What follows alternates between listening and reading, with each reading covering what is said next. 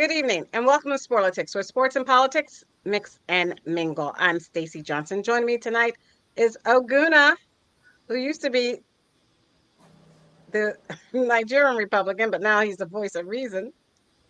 Moderate. Keith, the constitutional conservative. Stephen, the independent thinker. And my cousin Todd, who was on here but is late. Tonight, we have a packed show. Oh, I'm sorry. And Miss Ashley is joining us from California. Miss Ashley, Thank you very much. thank you Thank for you for the joining us. invite. Thank you for the invite. We have a packed show for you tonight. The Supreme Court leaves Biden's new student loan repayment plan blocked. Stephen will talk about NASCAR, and at least, sadly, 9 Palestinians were killed as Israel mounts a major West Bank operation. Todd and tennis, the U.S. Open is happening right now in New York City, and the COVID season is upon us. The United States government will be making free COVID tests, treatments return to help the country cope over the fall and winter months. U.S. officials um, announced that Ukraine's Zelensky is planning to present President Biden with plans to end the war with Russia. Aguna and the NFL, you know what he's here to talk about. Eagles, Eagles, Eagles. Go Birds. Vice President Harris was on tour in Georgia today. We'll talk about that as an umpire at Yankee Stadium was taken off on a gurney after being struck by a broken bat. Former President Trump faces a revised U.S. indictment and election subversion case, in addition to criticism for his Arlington National Cemetery visit. College football, we'll talk about what the first week looked like. And new January 6th footage reveals Pelosi's focus on Trump in hours after the insurrection. That and more, if we can fit it in. First up, with NASCAR. Stephen, what is going on with NASCAR? What do you is have? not going on with NASCAR? We have the biggest story of the year, biggest story probably in years. We have Harrison Burton is son of Jeff Burton, and Jeff Burton's brother was Ward Burton. They're all drivers. So he's a son of a driver, and he finally won his first race Saturday night at Daytona. What a way to win! They had already let him go for next year. They already told him they were going to let him go.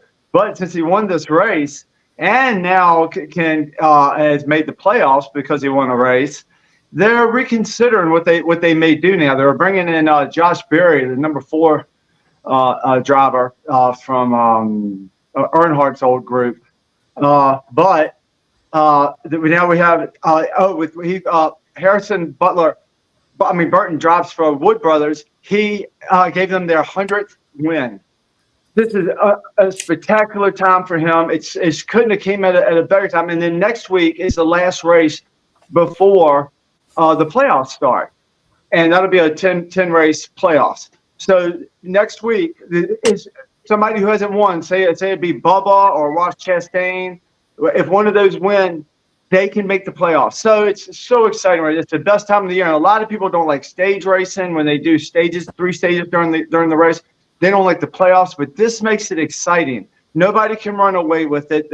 All the numbers come back to everybody gets numbers that are tight with the next guy behind them, the next guy behind them.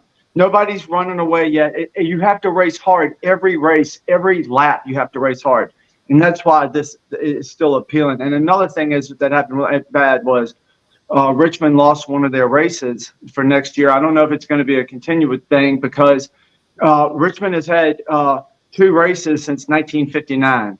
We've always had 2 races. We're going to lose one, and they're going to send it to Mexico. Of all the indignities, who everybody's trying to get out of Mexico. Who's trying to get there to race a car? People trying to race their cars out of Mexico. But we take it as it comes. Whatever happens, happens. But there is so much going in NASCAR right now. it could take up the whole show. But I'll leave it at that. Darlington's next week. That's a great race, and everybody's going to be going crazy trying to make the playoffs. So it's going to be a good time next week. All right. Is Thank you.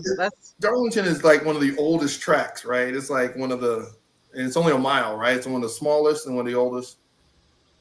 Yeah, it's kind of small, but it's it's definitely one of the oldest, and they get 2 races. They're not going to take those away. Another thing about Richmond is we haven't been supporting them the way we used to. We used to get 100,000 people there, and we just don't do it. It's been $100 a ticket too, so we don't fill the place up. The tickets have gone down. They treat everybody really well, but I'm one of them too. I don't like to go to a race by myself, but I can't find people that want to go with me. So, but Darlington's got to go on. If you want to go to a good race, go to that Darlington race, and the atmosphere and the race and everything's going to be great. And next week's going to be great. I'm going to see if I can't go down there next week. I haven't seen a race in person in a while. It's been a little while, so I might go out down there. Yeah, it gets packed down. I grew up in South Carolina, so I know it's like race week. It's almost like Daytona in Florida. When I was in Orlando, the whole week just shuts down. Right? So you got to go to Darlington, Arguna. You have to go to Darlington. So we raise our and hand then to recognize. How does that go? Go ahead, yes, Miss Ashley. Ashley. Yeah, because I'm about 5 miles from Fontana, and they had the Fontana Speedway that was here for years, doing very well. And I didn't realize this as far as I read the newspaper the other day, and they closed down that speedway and converted it to warehouses. And so that was very popular in this area. I don't know what happened there, or whatever, but Fontana was a very strong area for NASCAR and for racing here. So I don't know if you know anything about that and why that. Oh yeah, you're exactly right. I don't know why they got rid of it. What happens is, I guess people slowly just don't support it as much as they over time. Slowly they don't support it as much, and they say, well, we can do something else better, and that's what they're going for. They're trying to make money. It's all everything is a business. Yep. All right. Thank you. Aguna, NFL. What's going on with the Eagles? And then Stephen will take it with the Washington Commanders. Well, first and foremost, football is back. It is back, and thank God, football is back. A week from today, you're going to have the Ravens versus the Kansas City Chiefs in Kansas City to kick it off, the kick off the football schedule. And then the very next game in São Paulo, Brazil, will be the Eagles versus Green Bay Packers, which is going to be a good game. Both of those 2 games. Oh, wait, but Stephen wants to know if you were going to Brazil to see the game. I am not going to Brazil. I thought about it for an actual microsecond, and then travel request was quickly denied by my wife. Oh, now, I would have issue a little bit, but I didn't. I mean, I'm like, come on, I got to. Yeah, but did you know it? I didn't know until recently they were going to be playing. Did you know for a long time they were going to Brazil? Yes. And you could have planned you could have planned a trip? I could have, but I knew how that was going to go. Oh, so man. Go that route because I was like, okay, because there's going to be something else I really want to do. And so if I do that, then I just too many bathing suits. Too many bathing suits. It's in São Paulo. It's not in Rio de Janeiro. Okay. So it's like it's the industrial city, but Brazil is Brazil, right? So, I could have made I don't know you very well. Yeah, your wife wasn't into it. I understand. Trips for you. Is it what? I don't know you very well, but why is your wife denying all of these trips for you? She doesn't deny all these trips. It's just certain ones because we travel together, right? So this is one of those ones that you just don't want to go there. Like, hey, going to DR or going down. Like, hey, let's just next time. Or she could go with me. If she doesn't want to go to Brazil, we're gonna try to find another place because São Paulo is not like a real tourist type place anyway. Right. So, but that being said, it's in Brazil. Green Bay Packers. Green Bay with love. We got Jalen Hurts. The question this year is whether or not Jalen Hurts, with all the weapons around him, could actually get it done this year. Because at the end of the day, he has no excuses. You got Saquon Barkley. You got the 2 best receivers in the league in Smith and AJ. You got Dallas Goedert. And then you got a decent defense. I mean, there's no excuses now. And then they went out and got my man from DC, Dotson. They traded for him, who's the slot guy. He's a number 1 draft pick. He's got him in the slot. So Jalen has a lot to prove. Now, for the record, you hear me on this show first, I am not very confident in Jalen Hurts. I support him, the Eagles quarterback. but I am not. Never. I am not confident You based on never what I saw are. last year. And I'm an Eagles fan, true and true. And I just don't. I mean, again, I don't want to get my hopes up. But if Jalen's the Jalen of 2 years ago versus last year, there's going to be problems. But if he's the Jalen of last year, and he came out the tunnel. I was at the preseason game. He came out the tunnel. 2 years ago, before he got the 200, before he got all that money, he was waving at the fans. He come over there and talk to the kids. He didn't even look at the fans. He just walked on there. I was like, what? I was like, all right, Jalen, keep on now. Keep on. Watch yourself. Because, again, with more money, more problems, and he has a lot to prove, and he has no excuses because he's got the weapons. He's got a new coordinator, so he needs to be ready to go. That being said, I'm looking forward to football. We got some great football coming up. It's only a week away. So I'm telling all our viewers, your husbands are going to be out of pocket, all right, until February at least, on Sunday, or actually from Thursday through Monday, all right? We're going to be glued to the television watching ball. It's going to be college football. We got college football and pro football on Thursdays. We got games on Fridays. We got games on Saturdays and Sundays and Mondays, all right? So don't bother them. All right, leave them alone and let them watch the football because that's all we're going to be doing. Okay, now stop being sexist because I watch the football games like that too.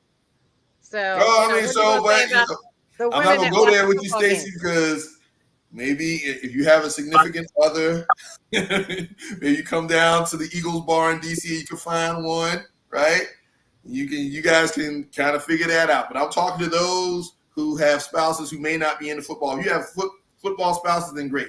You guys got a lot of date nights coming up. Otherwise, all right, leave them alone.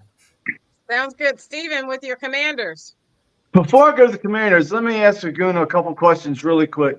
Shoot. Oh my gosh! I just got to know. Because Stacey, he didn't mention the elephant in the room, which is Kelsey.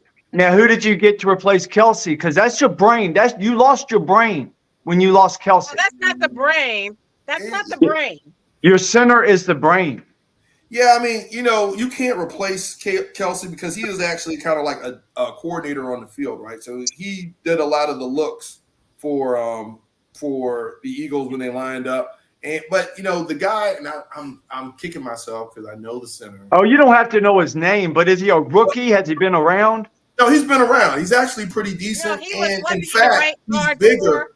He's actually bigger than Kelsey. So the Eagles' offensive line is like one of the largest lines in the history of the NFL. So you got Saquon, and you got an offensive line that's gotten bigger. So it's actually an upgrade from a weight standpoint.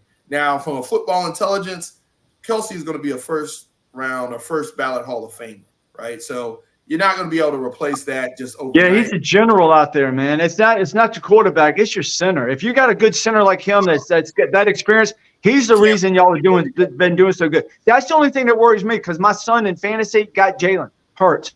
Loves him. We both love him. We're not like you. We love him. But just a little bit worried about the center, and I'm worried about your defense. Your defense is lagging a little bit. But let me go. The defense doesn't have the pass rush. I mean, I don't know. We got the guy Huff from the Jets, so he replaced Riddick, Hassan Riddick. But yeah, I mean, we got good corners. Corners are decent. We got two of the best corners in the draft, and so we'll see what happens on defense. I mean, the defense doesn't have to be a great defense; it just has to be a top 20 defense.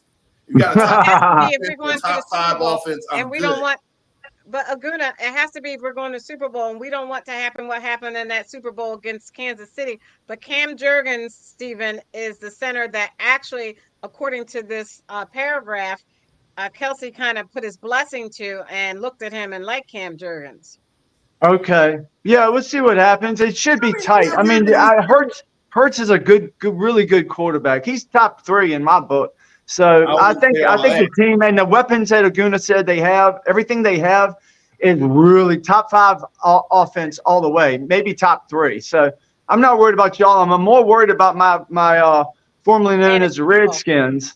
I'm more worried about them. And the biggest thing is this year is we may be changing the name again. So we all have our fingers crossed for that because I don't know anybody that likes Commanders. We don't like the stadium changed its name. It's no longer FedEx. Oh, yeah. What is it? It's Northwest Stadium. Oh, okay. Wow. Northwest Mutual. I guess they took over. I think it's Northwest Mutual. Well, it's Northwest Stadium now. Hey, if they take it over, they can call it whatever they want. Now, we have one thing we have good is this new quarterback, the first quarterback we've had in a long time. So we got him number 2, Daniels. I think he's going to help guarantee we get 6 wins this year. I'm very excited about that. I don't think we have that much on defense. We don't have that. We gave y'all a really good receiver for some reason. I don't know. We're just kind of like looking for the future right now. We're just kind of taking it slow. I'm going to bet whatever the over-under is on us. I think it's maybe 7 or 8. I don't know, but I would take the under on the team formerly known as the Redskins because it's going to be a tough year. I mean, they might get sneaking some wins and beat up on the Giants, something like that. I don't know. But I don't have my aspirations aren't too high. So anything that happens above 6 wins, I'm going to be elated. So I think that's a good way to go into the season when you have a team that's basically subpar and you got a new quarterback and you're trying to see what you got. But if this guy's a phenom like he could be, we could win 10 games. So we'll see what happens. We might contend with y'all, but maybe not this year. Well, the word on the street is you're going to package some of those draft picks that we gave y'all for my man Dotson and go after a uke. Oh, man, I hope not because I have him on my fantasy team, and I'd rather him be in a 49er than a formerly known as Redskins. When did you draft a uke on your fantasy team? When did you draft him? It was kind of late. Okay. We had to draft a couple days ago. All right. My draft is coming up Sunday. Yeah, I wish we could. Remember, every year I say I wish we could wait because you get more information, but they want to do it early because people out of town or people out of the country, whatever's going on. Some couple people in the military, so we have to do it when we can do it. But it's too early. I'd rather do it when y'all do. But I like Ayuk. I like him a lot. So, but I don't want him at Washington. I see Miss Ashley. Give me a minute. So, Stephen, I see Stephen. You see on the screen, I show you that our FedEx Field, or what does it say? Out. FedEx Field is out. Northwest Stadium is in. Oh, right. Federal, not mutual. So it's Northwest Federal. Okay, gotcha. Northwest Federal Credit since it's Union. neither in the north or the west, I like the name. And this is August 27th, 2024, which was yesterday. That's a weird name for a stadium. Okay, Miss Ashley. It's going to take a while to get used to it. So, Stephen, we're going to have some in common this year because Jalen Daniels here is about 5 minutes away. Everybody's 5 minutes away from me from Cajon High School. So he's one of our babies and stuff here. Oh, wow. He's a good guy. His parents are good. When I grew up, I had 5 brothers. I was the only girl in the family. So if you didn't watch sports in our house, you didn't watch anything. So I know football very well. I know basketball very well. Those main 2 sports we watch. But I'm going to be watching them this year just because he's playing. I can't sit for hours and hours at a time and watch it Saturdays, Sundays, Mondays, Thursday nights the way I used to. But because he's playing now, I will be, watching him. And I hope they do well this year because, like I said, he's one of our local growing kids and stuff here, and which is about 5 miles for me here at Cajon. So that's awesome. Yeah, coming this year to see what happens. He should be great. I like him a lot. I liked him in college. I think it's going to be wonderful. It's just going to take a little time to gel, maybe, but you never know. He may just come out like a rocket ship. That is very possible. Mm-hmm. I just don't trust Dan Quinn in developing young quarterbacks. That's the only thing. If he got a young guy in there that's like, that's going to help mold him and stuff. I just don't want Dan Quinn to throw that young man to the wolves and have him running around back there and getting hurt, because he's got to be able to kind of develop and grow in a very strong system versus just throwing him in there, because they're comparing him to RG3 and how that happened here. So it's like you don't want him to kind of end his career early because you don't have an offensive minded coach. But you just got to let him be himself. When it's time to run, he's going to have to run. He's just going to have to play like he feels comfortable. You're going to run behind that offensive line? You know what? He's going to run because that offensive line is not going to protect him. He's going to have to run away from people. That's what he's going to do. He's that good. He'll be okay. He'll be fine. He's a little bit bigger than RG2 or RG3. I mean, also. Yeah, y'all going to Tampa the first week, so I think y'all have a shot against Tampa. Oh, yeah. It's going to be a good game. Yeah. It's going to be a good game. We got some parts to this team. It's not terrible. But if we do over 6 games, if we win over 6, I would be really happy. Over 7, 6.5, 7, I'd be very All right, happy. thank you. Let's move on to college football. Aguna, I know you want to talk about the S as in Sam, E as in Edward, C as in cat, the SEC, and the games that are planned. And I'm surprised you don't want to talk about Deion Sanders' team, but I mean, let's start with I the am SEC. not, Jesus Christ.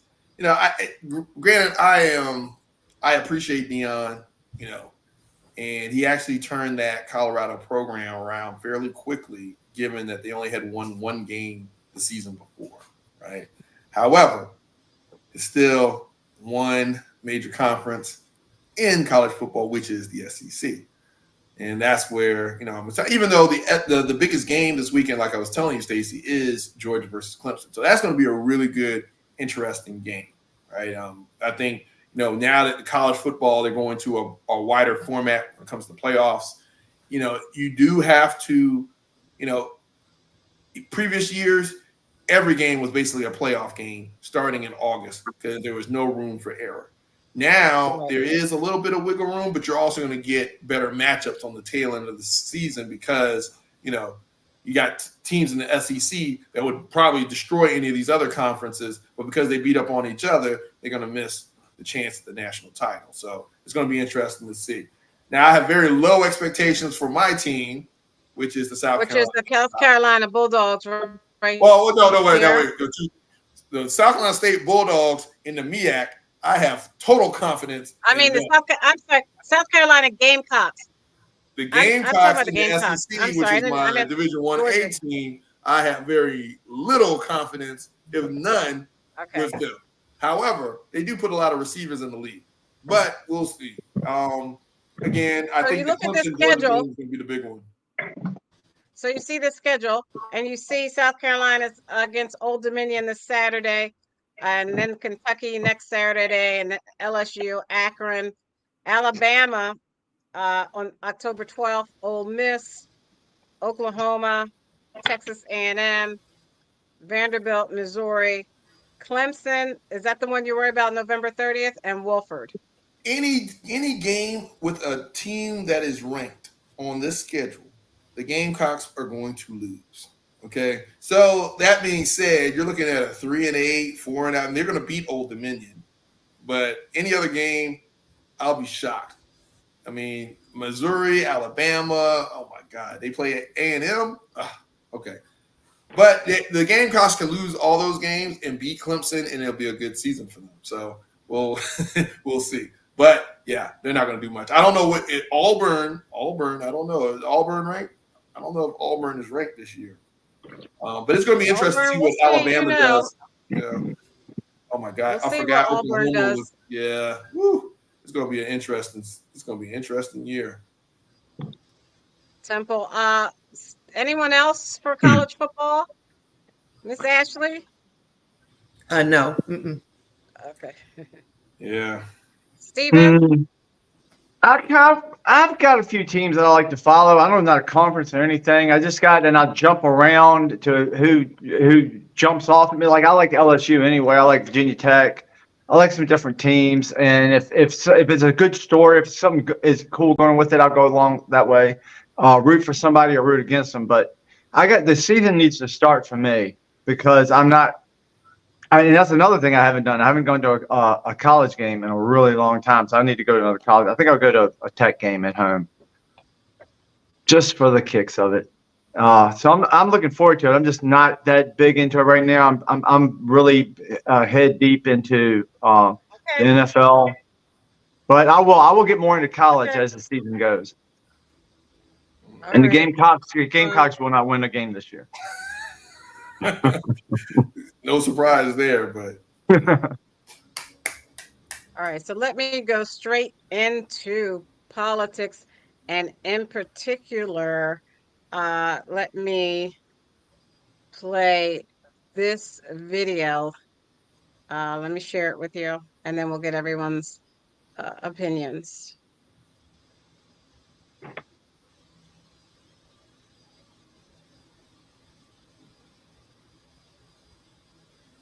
obtained by CBS News, some filmed as Pelosi was being evacuated from the Capitol. How many times did the members ask, are we prepared? Are we prepared? We're not. Prepared for the worst. We're calling the National Guard. Now, we should have been here to start out. Why weren't the National Guard there to begin with? They thought that they had sufficient That resources. is not a question of how they had, but they don't know. They clearly didn't know, and I take responsibility for not having them just prepare for more. Scott McFarland's here with us. Scott, good morning to you. And Tony, it's quite something. Nancy Pelosi is heard talking about the prompt impeachment of Donald Trump and saying he must pay a price for January 6th. And at one point in the video, she's heard calling him a domestic enemy in the White House and encouraging the invocation of the 25th Amendment to remove him.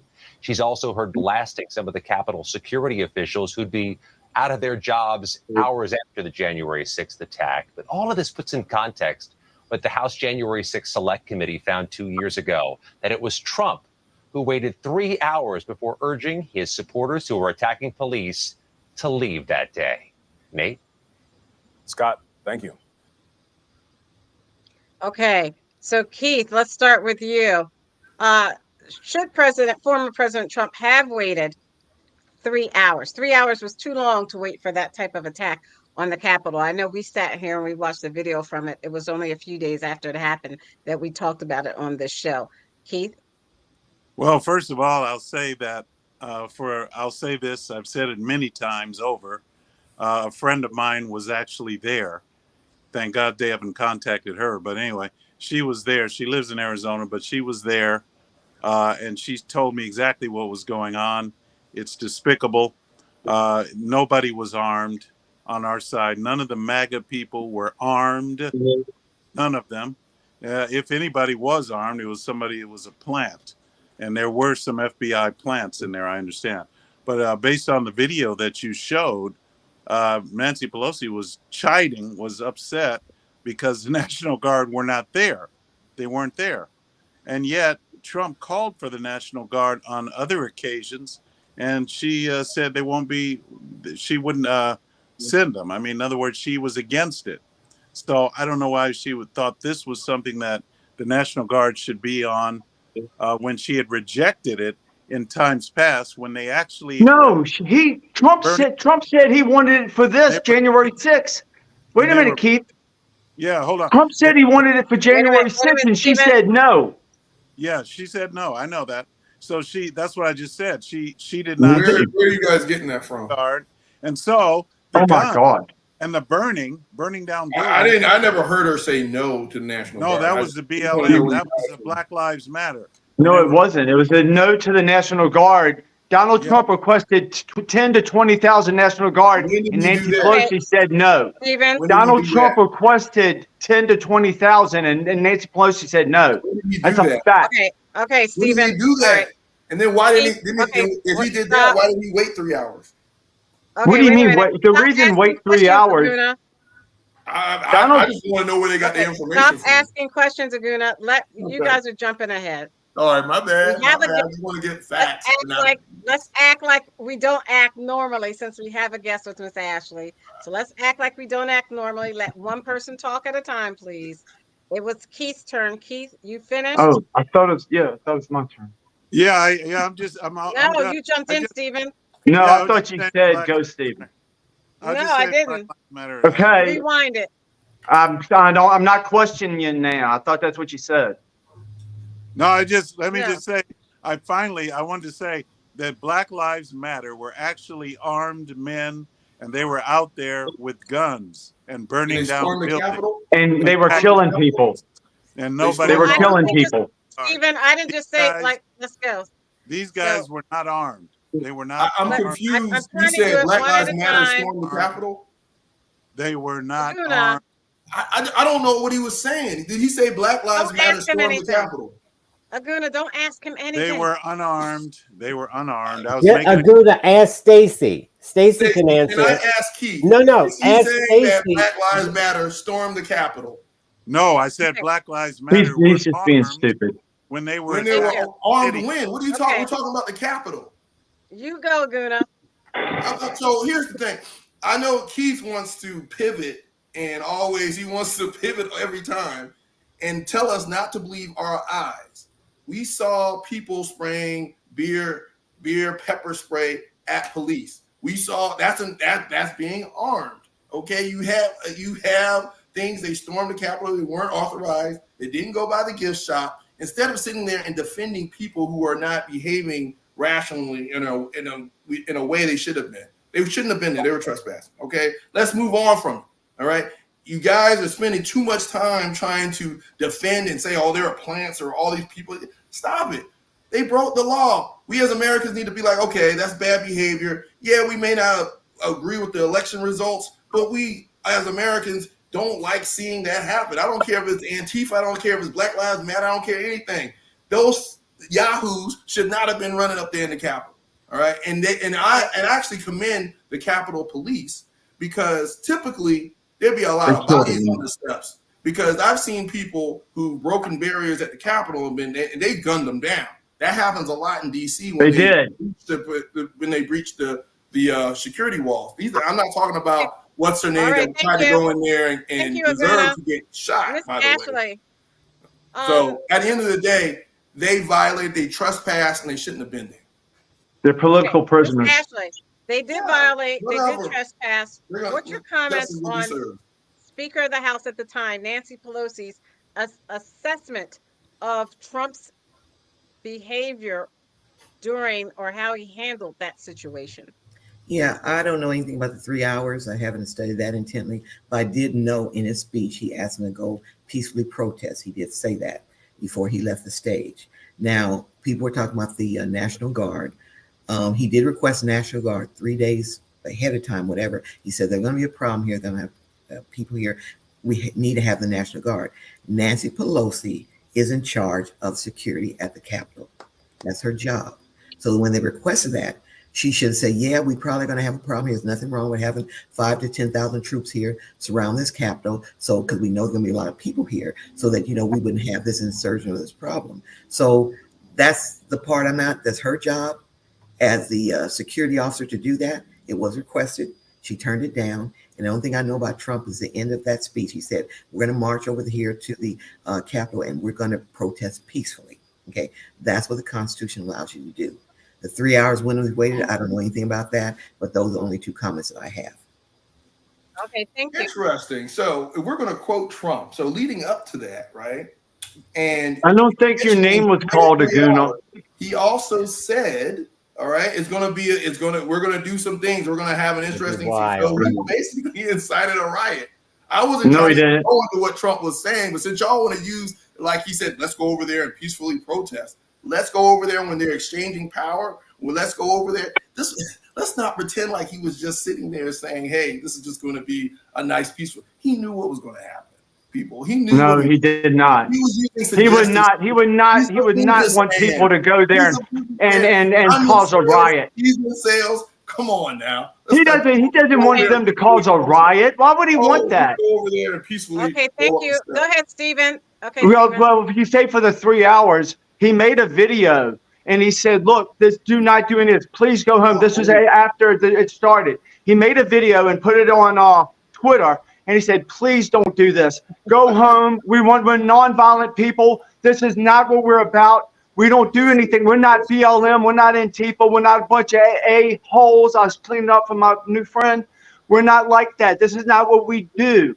Go home. And you know what Twitter did? They kicked him off of Twitter.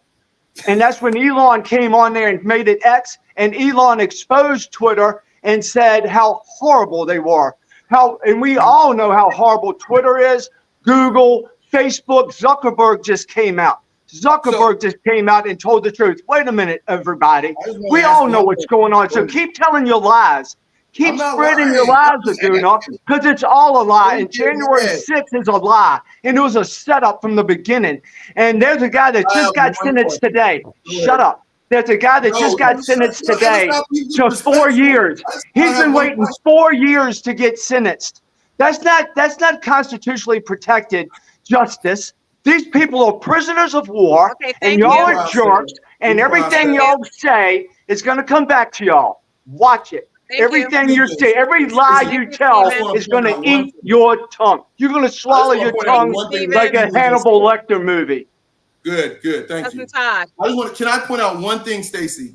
Stephen said to our viewers, he said the president of the United States, with all the resources he had, went on Twitter and got kicked off of Twitter because he made a video. Think about that, people. And he's trying to justify that as the communication mechanism for the president of the United States. He made a video when he heard there was a problem. So he made a video. They stopped. They cut the video. They wouldn't let them see. They wouldn't let nobody see the video, Gaguna. How can you twist it up to what you're doing, Gaguna? Gaguna, you're twisting it up. Thank you, Cousin Todd. Twitter is the only mechanism of communication. Our government wouldn't let him speak. They cut him off. They let the Ayatollah of Iran stay on Twitter, but they wouldn't let Donald Trump. Cousin Todd. Okay. I want to, and first of all, Stacy, if you tell me to hurry up one time, I'm leaving the show. So and the reason I say that is because Stephen just went on and on this crazy rant that you just grinned and allowed on your show. So when this happened, thank you. Bye-bye. When this happened, January 6th, Crazy Stephen and Crazy Keith said just the opposite of what they're saying now. The complete opposite. To quote Stephen, they had no business doing that and they should go to jail. But you know what, Todd? They were Antifa and they should all go to jail. They're Antifa. And I said, okay. So if they're Antifa, you want them to go to jail? Yes. No. Okay. So now he's switching everything up. They're peacefully protesting. They're war heroes and everything else that you got off the dark web. Now, Trump wanted them to go and do exactly what they did, which is what everybody who's going to jail has said. They said, Trump wanted us to do that. We thought this is what he wanted. So this is what they said in court. You can get those transcripts. No. They were duped into believing this is what you should do. And so Trump wanted to go there, but his Secret Service didn't allow him to do that.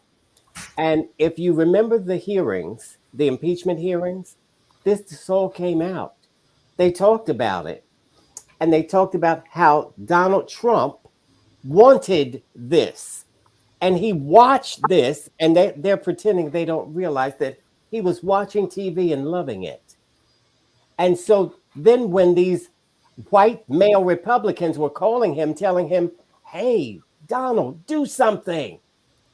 Remember, he said to one of them, maybe they care more than you care.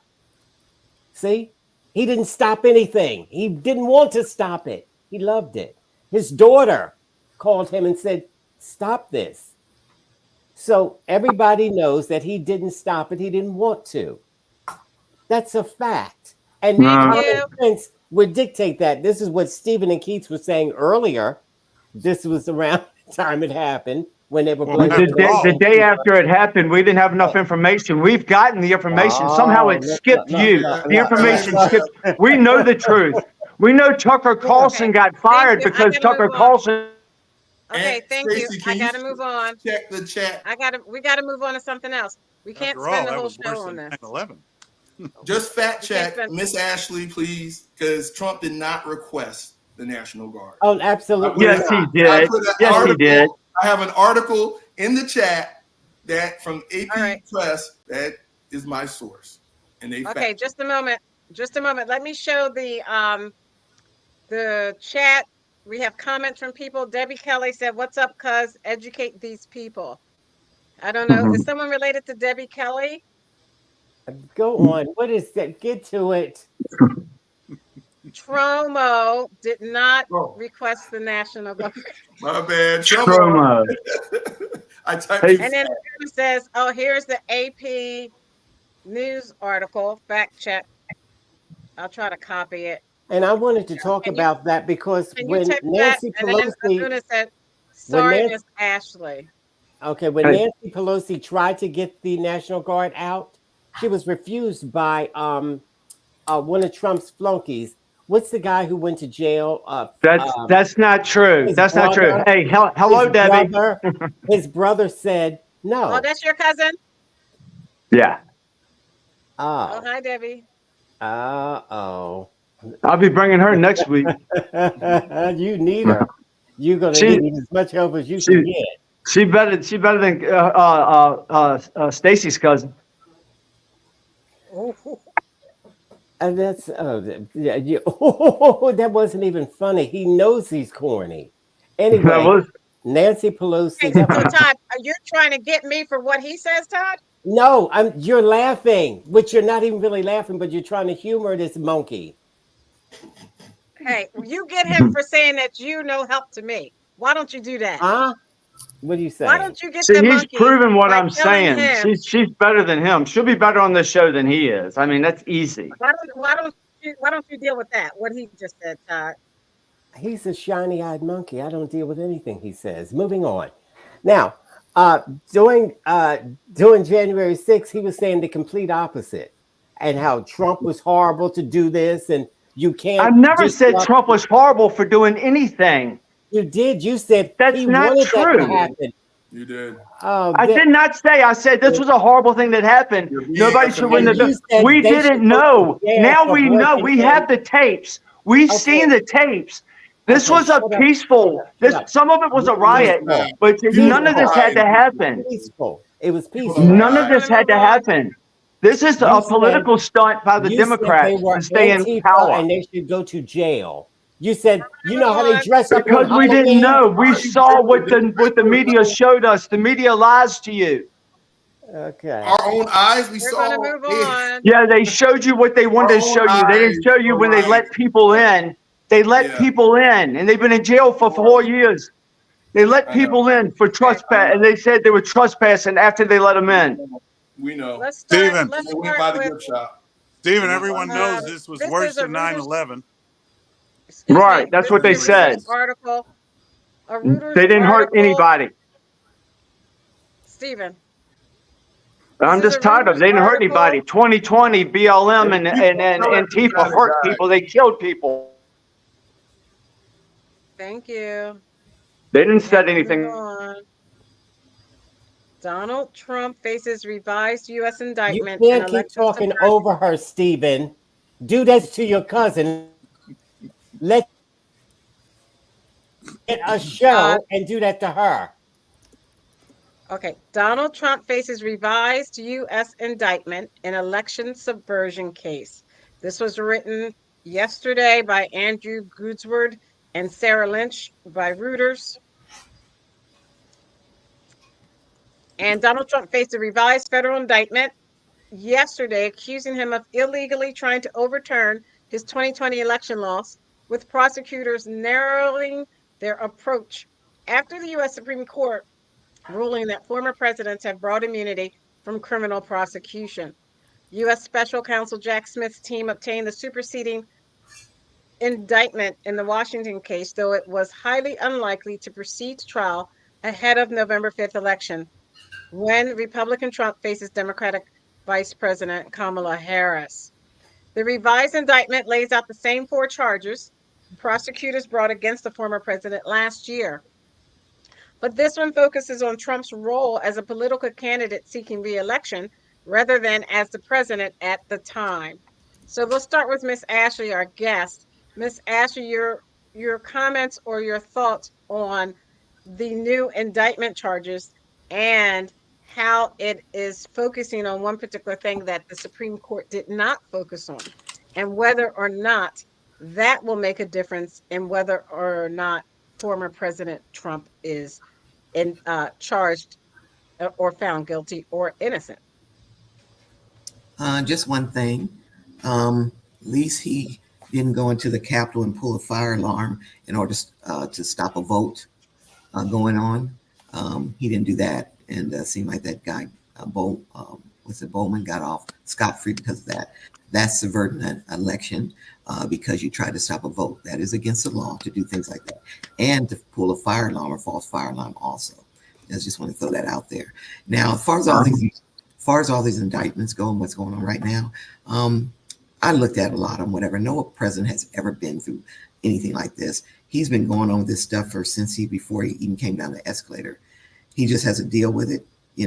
I don't know all the ins and outs of the indictments. They're going to keep going after him until hopefully he wins the election and he can kind of let some of this stuff go and get rid of some of this stuff and go on to running this country where he needs to be. But as far as his indictment goes, they're going to keep going on. Smith is going to keep putting this out there. It's never going to end. So one thing I would have to say too, just with indictment they have, just like the one with the records indictment, they're going up against him, whatever. Well, Joe Biden was vice president. This is how things work. He was vice president and he was a senator. He had no right to those stolen documents that he had in his garage. So my thing, I look at this back and forth. How's one party always get a chance to just kind of everything swept on the rug because he's an older gentleman that maybe he couldn't be charged in this kind of situation, but that Republicans continually go after for things that they supposedly have done. I let all that go. I don't worry about it. I mean, if they want to indict him, go ahead.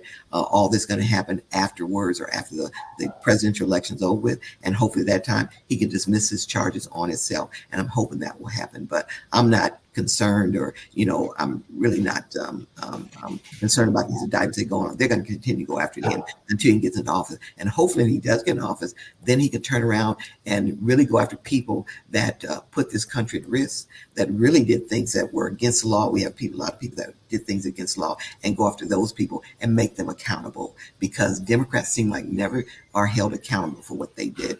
And they always put Republicans up there. So that's all I would say. That's because they're in power. That's because they're in power. Stephen, calm yourself.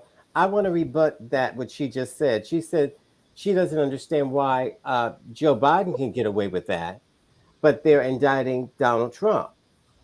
And so I'll tell you the difference between them. Joe Biden was vice president, and there was no stolen documents found in his garage. That word stolen means he would have stolen them and took them and hid them in his garage. No, he took them because he was vice president. He's able to do that. No, he ain't. He cannot take him as vice president. Dude, okay. Relax. Yeah, you have to stop. I'm telling a fact. You're telling a complete lie. A vice president can't do it. A president can. He did it when he was a senator too. Look at Stacey in a daze, just like I always say. Stacey, don't let the lies go like. She's just in a daze. You got to get him off this show. Now, I'm telling you, that's all. You got to get him off this show, because what's happening is your show is turning into Jerry Springer. That's what he wants, and that's what Keith wants. So you and your boy toy can get a show on your own and have all this buffoonery. We want the truth. So now, the truth is Biden cooperated with the National Archives. That's what I was trying to get to. Trump did not. They didn't want Yes, he did. A scandal. Okay, wait a minute. I'm gonna stop and let Todd finish out. Todd, you can't talk the whole show. Oh, look at this. Okay. What I was trying to say was, because I was going to piece it, but so they could understand. Joe Biden was able to take those documents. Vice presidents are able to take those documents. I know you don't know that, Stephen, because you don't know anything at all. So they're allowed to do that. If he wasn't, he would be in jail, you dum-dum. So he was allowed to do that. And he just left him in his, wait a minute, Guna. But what Donald Trump was not allowed to do was take those documents when he was no longer president. Now, I know you're dumb enough to think, yes, he was, because Barack Obama did it. No, Barack Obama did not do that, nor did any other president. But you keep saying he did. Now, Donald Trump stole, which is what Miss Ashley was saying about Joe Biden stole. No, Donald Trump stole documents and took them to Mar-a-Lago. And the government said, hey, Mr. President, could you please return those documents that you stole from the government? And he said, okay. And he pretended they to send them back. And so he sent back some of them. And he said, I have no more documents. I sent everything. So then his lawyer said, no, we sent everything back. And they said, you're lying. So that took a year and a half. A year and a half, they're begging for these documents. That's when they sent the FBI to Mar-a-Lago to retrieve the evidence. And but that's the pictures you saw with boxes and boxes of papers that he was not supposed to have, which he was showing off and showing some of his white Republican friends. Okay, If thank he, you. if he did nothing wrong, Stacey, Ms. why were they Ashley going to wants to, prosecute Biden? But they couldn't prosecute Biden because he was too stupid by that They time. didn't They were Ms. going to Ashley, prosecute that makes Biden the for vice doing nothing president. wrong. That The makes vice They were going to president, prosecute him for doing. Okay. Vice President if Pence we Ms. can Ashley finish having a respond. sensible Vice conversation. President Pence had confidential papers in his house. They all He did. was supposed to. They They all were Ms. did. going to Ashley prosecute respond. Biden, but he was too stupid. The They Okay, difference weren't thank you. is, Okay, let's get Miss prosecute. Ashley wanted to make a comment. Go ahead, Miss Ashley. Yeah, just on that also, there is a presidential records act. So on those presidential records act, Trump is allowed, or presidents are allowed to take certain documents with them. Now, he was in negotiation with them as far as what documents he's going to turn back. But let me just clarify this. As a vice president or as a senator, you have no right to take documents out of the SCIF, classified documentation out of the SCIF, and take it anywhere. You're not allowed to do that. And I work neither for does the the federal government. president unless he That's right. But the president, they can have classified documents under Presidential Records Act. Now, a lot of people have been had some confusion about, well, what does that do? What does that not do? He was in negotiation, what I could keep, what I can't keep, whatever. There was just some conversation about that, like I said, year and a half. But Biden had some of these documents for decades that he had no right to at all, classified documents. And the only reason that he was It wasn't decades. and I finished. Decades. Decades. When he was a senator. He took them when he was a senator. You gotta let her finish. Cousin Todd, Everybody, you gotta let her finish. Yeah.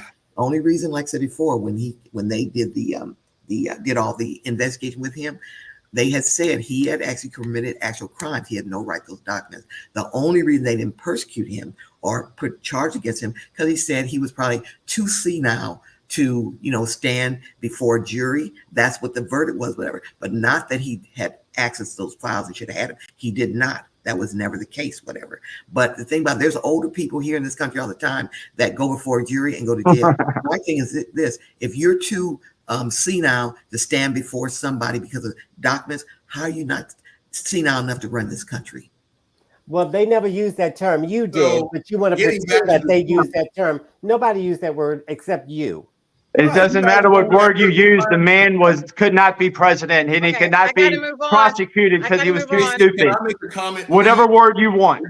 He's exactly right. He's 100% correct. You can't shut him up. He's just going off on nonsense. I'm saying she was 100% correct, and anything you say is going to be a spin or a lie. Anything you're going to say now is going to be a spin or a lie. She just destroyed everything Todd said because Todd lied. Now, what lies are you going to tell, Laguna? Look at Stacey. Look at Stacey. Look at Stacey. This is Stacey's show. I'm not coming back. Bottom line of it is, this is the dumbest show on. Go ahead, Laguna. I was going to say, we need to get off. What happens on this show, and what you see a lot, especially by our conservative so-called conservative counterparts, they always try to deflect and say, "Woe is me." The Democrats get away with it. The Republicans don't, and all this. First thing, both Pence and who's a Republican, had documents, and they actually volunteered. Biden said, "Hey, I actually have these documents. I don't know if they're classified or not." Trump is trying to use a loophole, or at least he was trying to say that he can declassify the documents prior to just by thinking about it. Mar-a-Lago. Now, Mar-a-Lago is not a SCIF. Miss Ashley just said you can't take it outside the SCIF unless they're declassified. The president has the right to declassify them. He did not do that. Okay, so the fact that he's trying to say after the fact that he classified, because I had him down here a couple of months. And again, I cannot emphasize enough, the archives were trying to do this on the low. They say, "Hey, Mr. President, you got some documents, just bring them back. No harm, no foul."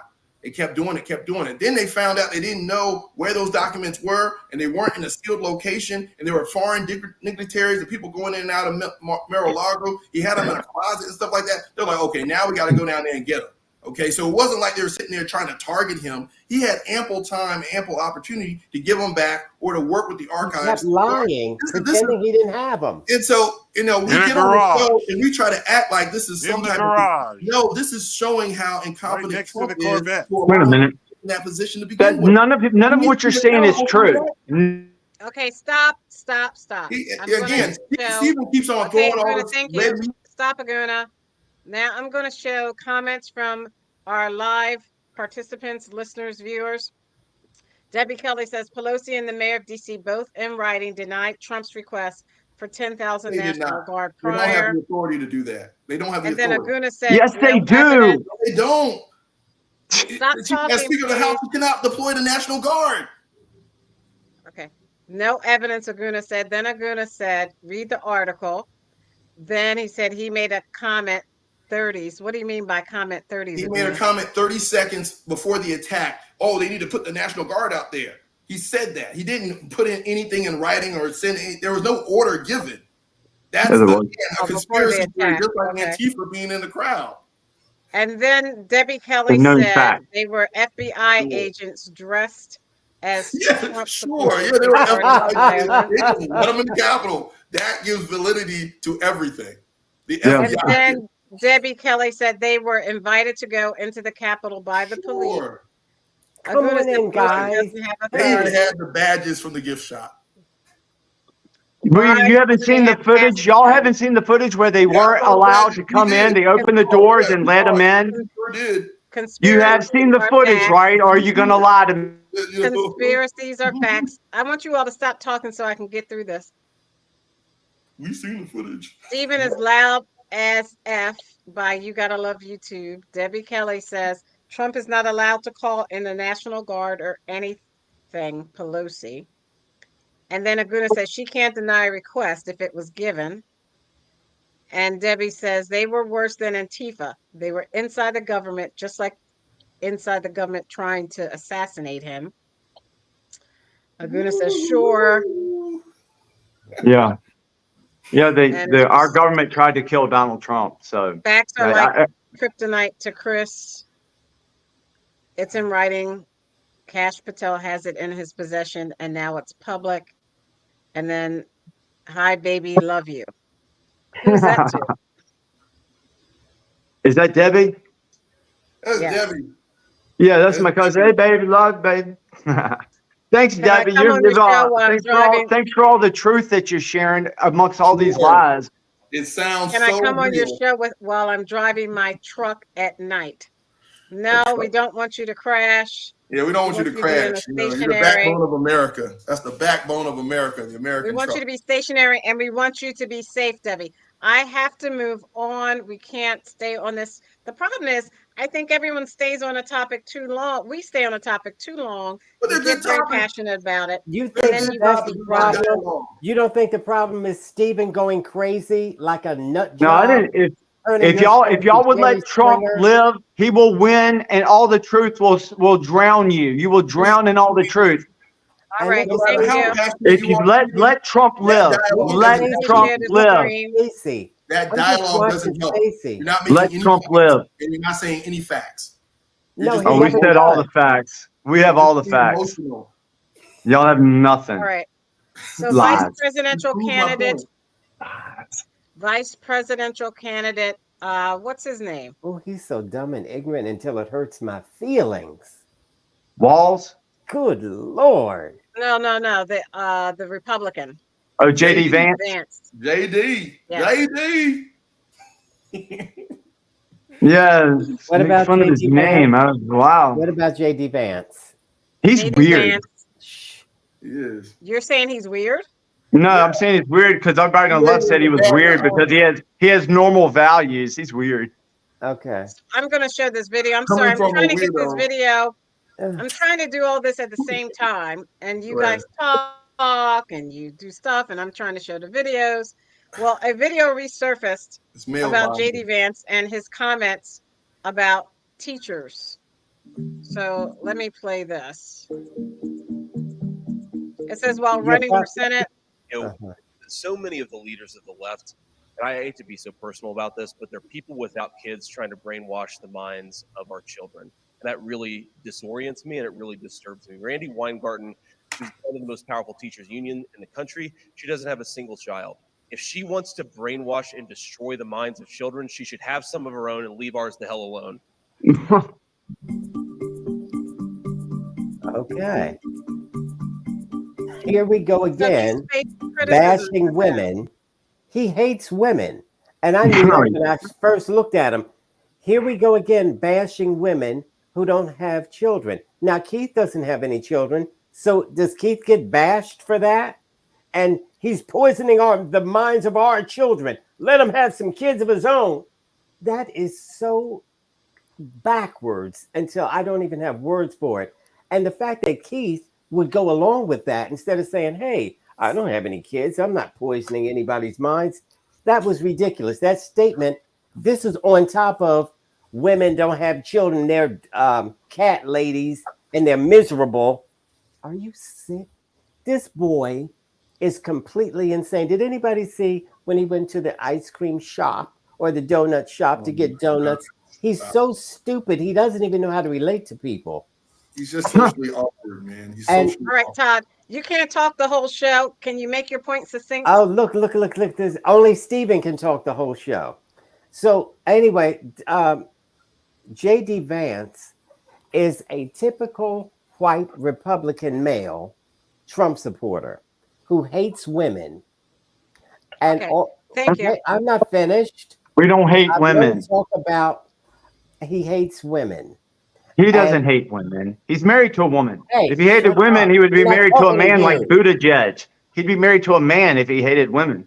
Okay, would you shut him up, Stacey? But Did you say to him, Buttigieg hates women. That's Why can't you mute him, Stacey? You allowed him. Get him off. He Get just- him out of here. It Get is him off kinda this cool, show. Go ahead, Todd. Go ahead, cousin Todd. Why can't you get him off this show, Stacey? I'm telling you, He's triggering you, Todd. Stop it. he's not. What do you Let mean him have triggering his me? tantrum. Todd, go to your He's not safe triggering space, me. Todd. Go to your safe space. He's not triggering me. It's just that my friends watched this show and they said this white imaginary boy is making friends. your show look like Jerry Springer. You have no business on a Jerry Springer show, Todd. Go So- ahead with your point, Todd. I got to get to Keith to Okay. rebut what you had to say. Okay, J.D. Vance is a sick, woman-hating, white male Republican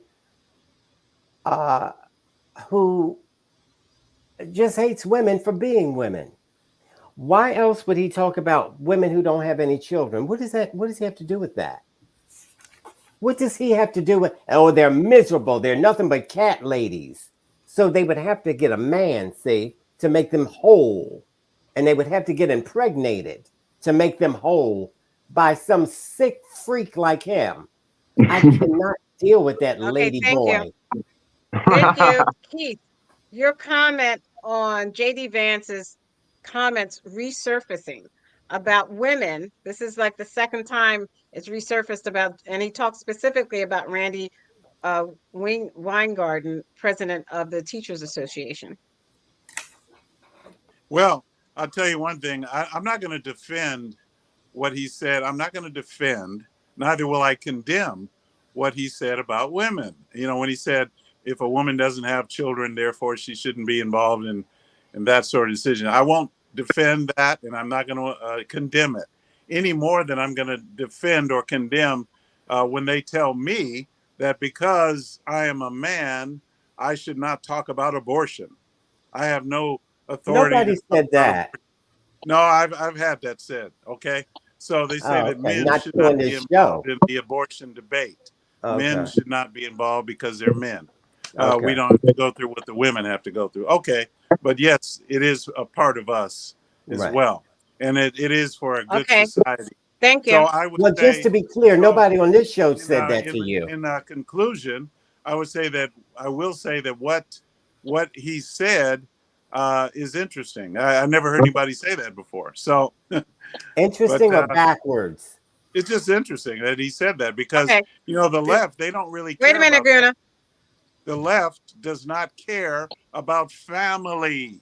Whether a woman has a about baby or not. No, we don't care about that. they Okay, don't thank care. you, Todd. Todd, stop. Miss Ashley, Yeah, your just going to comment. take this conversation in a different direction here. I hear what everyone is saying. I did a lot with kids. Like I told everybody, I ran a football league. I was blessed to have a son at 37 years old. Should never had him with 2 grandkids.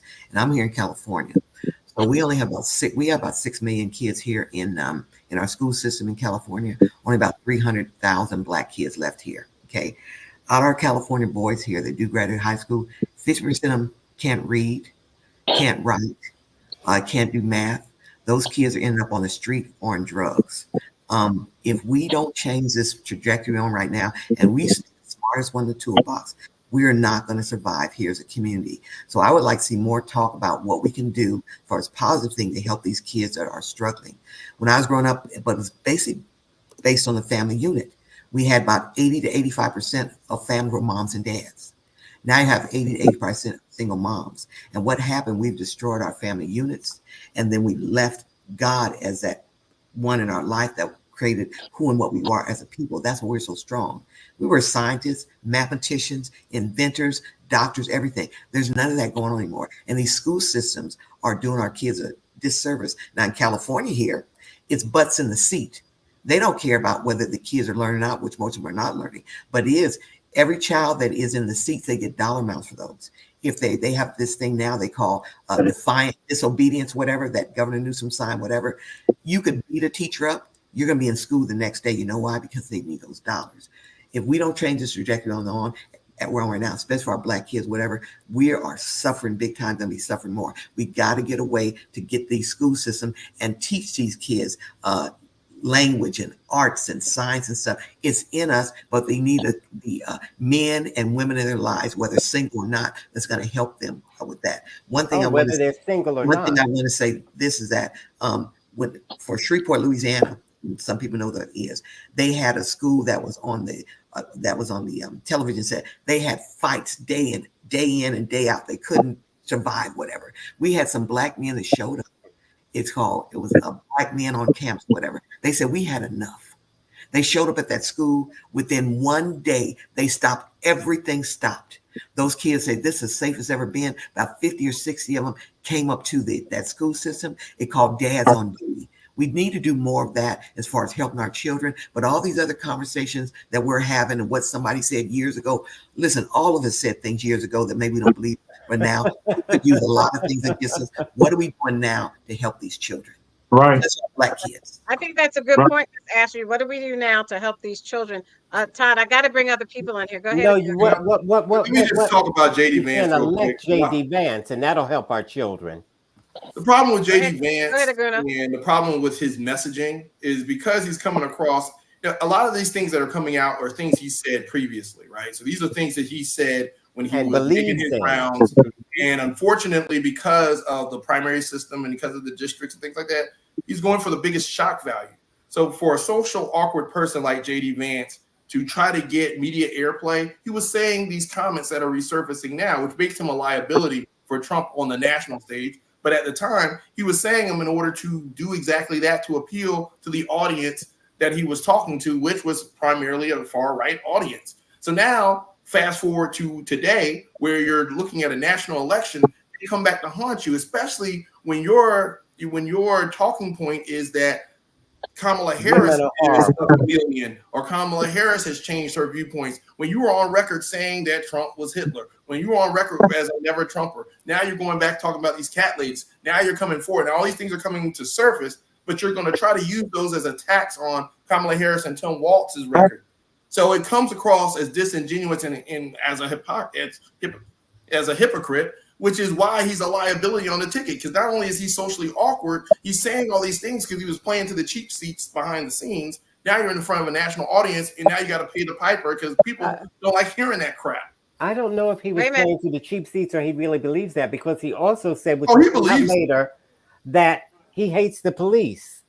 Well, he hates the police. And you know what? Let me get Stephen in here. Stephen, Let me get Stephen in, and And then I can and then we understand have. why black men hate the police. Because if I was black, I'd hate them too. Okay, let me get Stephen in, and then I'm going to get Nunya. Welcome to Politics, where sports and politics mix and mingle. Stephen, Yeah, on JD Vance's comments. I think JD was back then, his comments back then, he was painting with too broad a brush. You can't, you can't, there's so many, there's so many individuals when it comes to teaching and schools and everything. There's so much individuality that you can't paint with such a broad brush. So that, I don't know why that's how it was years ago.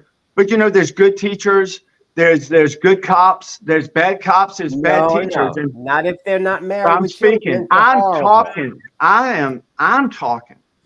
There are Not if good cops, there are not if bad they're cops, there are bad single with teachers. no There children. are They're horrible. teachers, They're there are cat teachers ladies. that encourage little children to mutilate their bodies and ruin themselves for the They're rest of cat their ladies. lives. And this is happening in our public schools. They're more worried about changing these kids' sex instead of doing the right thing and encouraging them to love them for being themselves. They encourage them to get sex changes and do things to mutilate their bodies Who and to told make you them that? JD Vance? a medical victim for the rest of their lives. They have to be a medical thank victim you, for the rest of Stephen. their life. Because you know what? A lot of teachers, maybe Vance? JD Vance is right in some ways. There's a lot of teachers that do not care about these kids. If they did, they wouldn't be trying to cut off their testicles. Thank you, Stacey. Thank you, Nunya. Nunya, we're talking about JD Vance's comments resurfacing about single women without children. Thank you, Stacey, for letting me in. Salute to the panel, the highly esteemed panel that I'm sure is handling these topics very well. Let me just say this.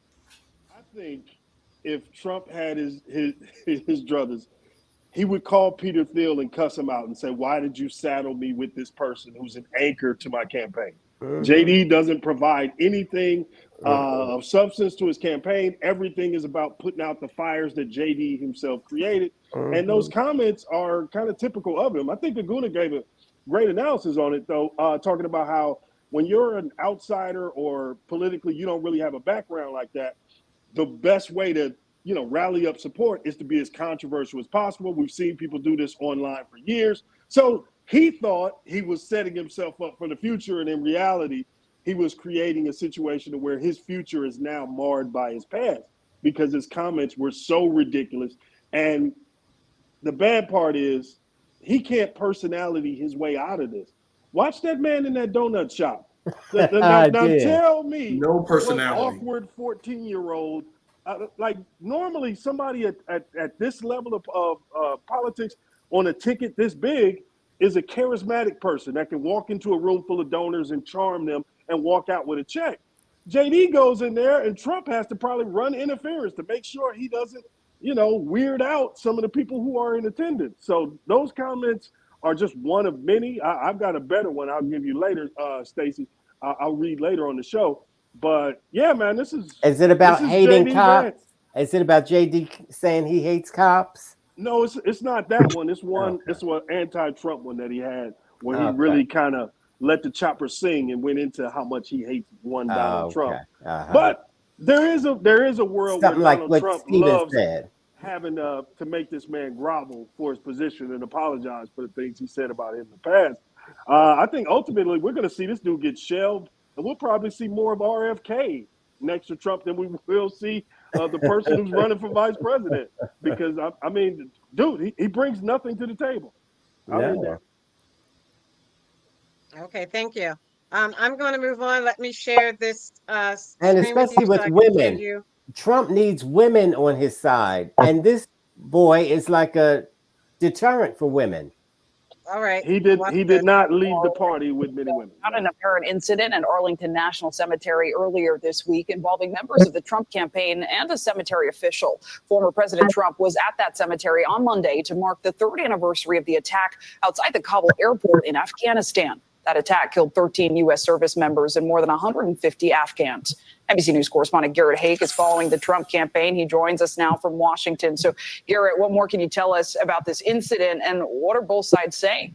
Ziegler, the more I've reported this story, the more interesting and nuanced it has become. This started with an incident, we were told, an altercation between Trump campaign staff and Arlington staff over access to shooting photos or video in Section 60. That's where many of our new war dead are buried. The cemetery put out a statement, which is rare in and of itself, saying that federal law prohibits the creation of any kind of campaign video or campaign content in the cemetery. The Trump statements originally dealt with the idea that he was there at invitation of the families who died, Gold Star families who lost someone at Abbey Gate, and talked about an individual person who was basically trying to screw that up by blocking their access. What we have seen since is that the Trump campaign and their allies did in fact create campaign content out of this visit. They created a TikTok video set to music showing the former president laying a wreath. You see him there smiling in another photo at a gravesite in Section 60. Now, he was invited to that gravesite by the mother of that Marine who died at Abbey Gate. That's all well and good, but in other photos, you see other graves of people who had nothing to do with Abbey Gate or nothing to do with Donald Trump. And when you talk to veterans or when you talk to people who take the kind of sacred nature of these military cemeteries seriously, they say that it's not up to one individual family to decide how everybody else will be remembered, and it's certainly not appropriate for one family to allow for one political candidate of their choosing to essentially campaign on hallowed ground. This is not the last we've heard about this story. We're continuing to talk to the Trump campaign, and we'll see what more reaction we get from military families about this as the day goes on. Sinclair? We know you'll stay on it. Garrett Hake, appreciate it. Thanks so much. That is disgraceful, to say the least. And he's laughing. How is it disgraceful? A family lost their child and they invited Trump. There's nothing disgraceful about it. If anybody else wanted to invite somebody, they can invite them. How could you wouldn't say it was disgraceful if it was Obama? I'll tell you. Did he go last year? About it. Did he go last year? What's disgraceful about Obama? it is that no. Did Trump go last year? Don't ask him that, Aguna. He's just was he invited last year? He was invited, so he got an invitation and he went. Control your show. This is the Jerry Springer show. Try to control it. So he only went there because he's running for president. So he will use anything. He has no shame. Now, military people don't like this. And he's not scoring any points with them. Nobody films at the cemetery, Arlington National. That is unheard of. You've never heard of any president doing that before this nut job. And so for you to pretend, what's so big about that? But this is how he's dumbing down America. Nothing is a big deal. So what? You didn't serve at Arlington. You didn't get killed. None of your people are killed laying out there. And certainly none. It might be a cousin I don't know about. Father never served. Trump never served. None of his brothers or sisters, none of his children, nobody. He thinks they're for suckers and losers. And like he said, what's in it for them? Okay, thank you, Cousin Todd. Let me ask Mr. Asher, you are a military, you come from a military family. You said your family, you traveled a lot growing up because was your father in the military, Miss Ashley? Well, not only was he in the military, he's a veteran. I'm also a military veteran of the Air Force. Oh, thank you. Thank you for your service. You are a military veteran. Saying you that put your life on the line for our country. I was never in the combat. There's a certain thing between being a combat veteran. I was a veteran, and I used to transport patients and equipment from the flight line to the hospitals and warehouses, things like that. So I never was put in a combat situation, but we could be called upon at any time. So there are a lot of veterans that support him. Let me tell you one thing about Abbey Gate and what happened there for the Bagram Air Force Base. Because what happened is that when we were there about 20 years, whatever, in Afghanistan was quiet, okay? We didn't have any, women were doing fine, they were work. I'm just telling you before Biden took over, okay? Now, true. Let her talk. Let her talk, guys. I'm sorry. Because I know people that were stationed there, so I'm like, that's not what he told me. Or Arguno, let her talk. Okay, go ahead. Well, listen, you guys, I didn't hear that. Go ahead, Miss Ashley. So what happened was that in that particular situation is that the Taliban, before that period of time when Trump was in, they had killed one service member. And Trump said this: if you touch another hair on a military service member, I'm going to kill you. And what he did, he had the interpreter in the room relay that message to the Taliban. He showed a picture of where they are, and he walked out the room. Now, F with me or America again if you want to. You or none of your family living. Now, as a military people, you never take your troops out first. You take them out last. You get all your people out first. You take you get their people out first. You take the equipment out after that, and then you take the military people out. They left all the military people. When you see those pictures of people hanging on the planes because they know what's coming their way, whatever, all the people that were slaughtered after that period of time, what we left, we never leave situations like that. That's the first time in history that's ever happened. Troops always stay there and take care of the people there. Women were doing fine. They had businesses. They were working in that environment. They were going to school. Once the Biden and them left, the Taliban came in, and all that changed in a short period of time. They were tracking down people and slaughtering them if they supported the American troops at that time too. That is not the way we do things in the military. So it was done incorrectly. It was done wrong. Then we left $80 or $90 billion worth of equipment there that they're just riding around in the streets with our tanks and machine guns and everything. We never do anything like that. So everything about that withdrawal was wrong. For somebody to take credit for that is wrong also. And just one thing about Watts, about the vice president for Kamala Harris, whatever. Yes, he served in the National Guard, honorably. That was good. The thing that got him in trouble, which is coming up, is that just like me, you cannot lie about your military service. If you didn't serve during that time, or you weren't, with machine guns and you weren't in combat, that's fine. I wasn't. I can say that. I'm still a veteran, but I'm not a combat veteran. So we need to take these stories, understand where they are. But one thing for sure, there's a lot of military people that support Trump because he has supported the military or whatever. And what they've done for there and all the other situations we've been in is a shame before God, what they put this country in and what they did those people in Afghanistan when they left them there to die. And that's what happened. And for all our terrorist people to die. Yeah. We talked about that. We talked about that when it happened. Okay, wait a minute. Everybody's talking at once. Wait a minute. Okay. Yeah, I believe I had the floor because I raised my hand first. I think y'all saw it on camera. We didn't see your hand, Nunya. Let me get her. Let me get her. Hold on. So first things first, we were talking about Trump using the bodies of people's relatives as a photo op. That was the question. That was the topic. That was the conversation. Somehow we shifted to Afghanistan, to one of his other lies, where he said only one person was killed. And this cartoonish idea that somebody can walk in a room and threaten the Taliban and they get scared. They're the Taliban. They've been fighting for thousands of years. Thousands. Scared of Trump. Hold on. Yeah. They don't want to die. No, they don't care. I think they've come to grips with death for a long time ago, if you're talking about a member of the Taliban. So, no, they were not scared by anything that Trump said. Violence was still rampant all throughout Afghanistan. That's a big part of the reason why the Trump administration came to the deal they made with them, even though the deal was done by Biden. But again, let's not get sidetracked because somebody wanted to avoid an actual. Because somebody Taliban. Oh, Aguna, hold on. Wait. 1 year, no one died. That's not true. Yeah, it's not true. This is not true. It's been fact checked by the Nunya, please sum it up because everybody's he's not going to sum it up. Let me finish if y'all quit cutting me off. So this has been fact checked by the AP, Reuters, any news organization you want to find. You can find that Trump told a lie when he said that only one person died. There were car bombings, kidnappings, beheadings, all types of violence that the Taliban is known for. So again, when we have somebody so disgraceful that they're acting like a 15-year-old TikToker to where they have to get this photo and this video at a sacred area, I mean, people should be disgraced. And as far as military support for this, I think if we go to TikTok, YouTube, and Facebook, we can see the metrics actually show it's going the other way. He did not gain support for this.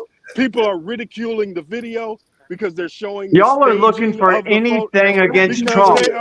Because they are showing the staging of the photos and video.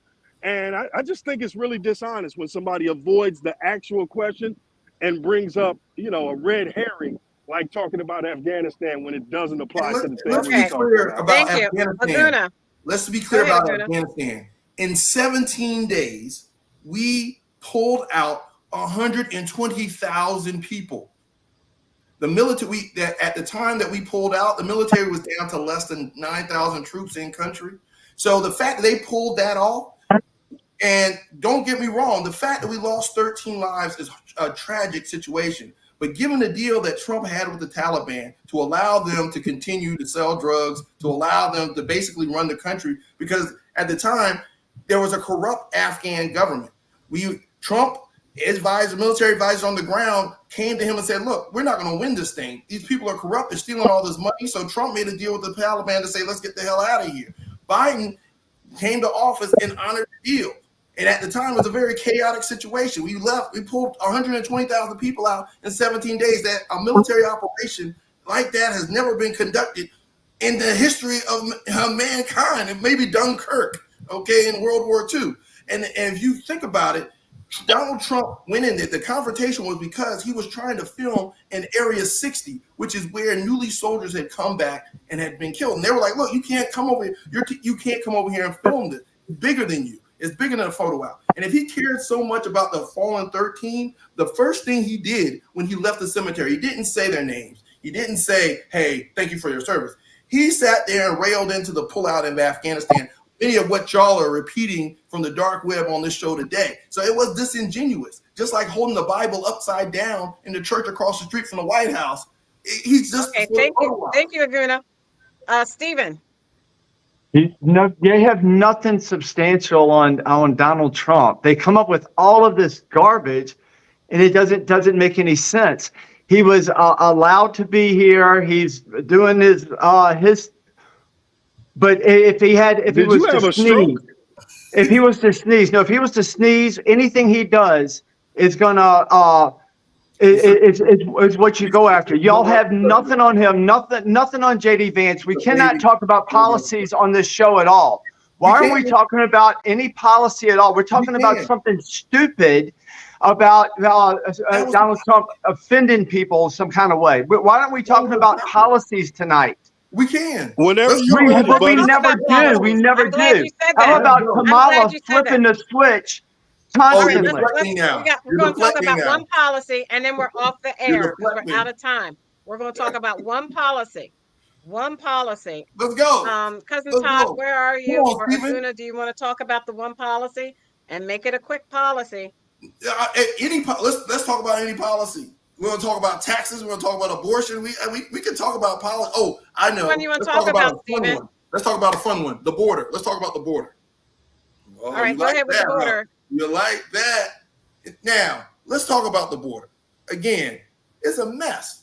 But on this show, we continuously talk about immigration, but I think we cloud it with illegal immigration. Let's talk about the policy.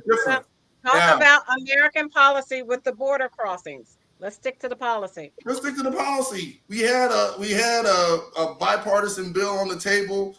I don't think it's within the executive branch's purview to do something about the border. I want to force Congress and the legislative branch to come together and make a decision. They had a deal on the table, and Trump said, "Don't do it because I want to run on this issue." And here that's not true.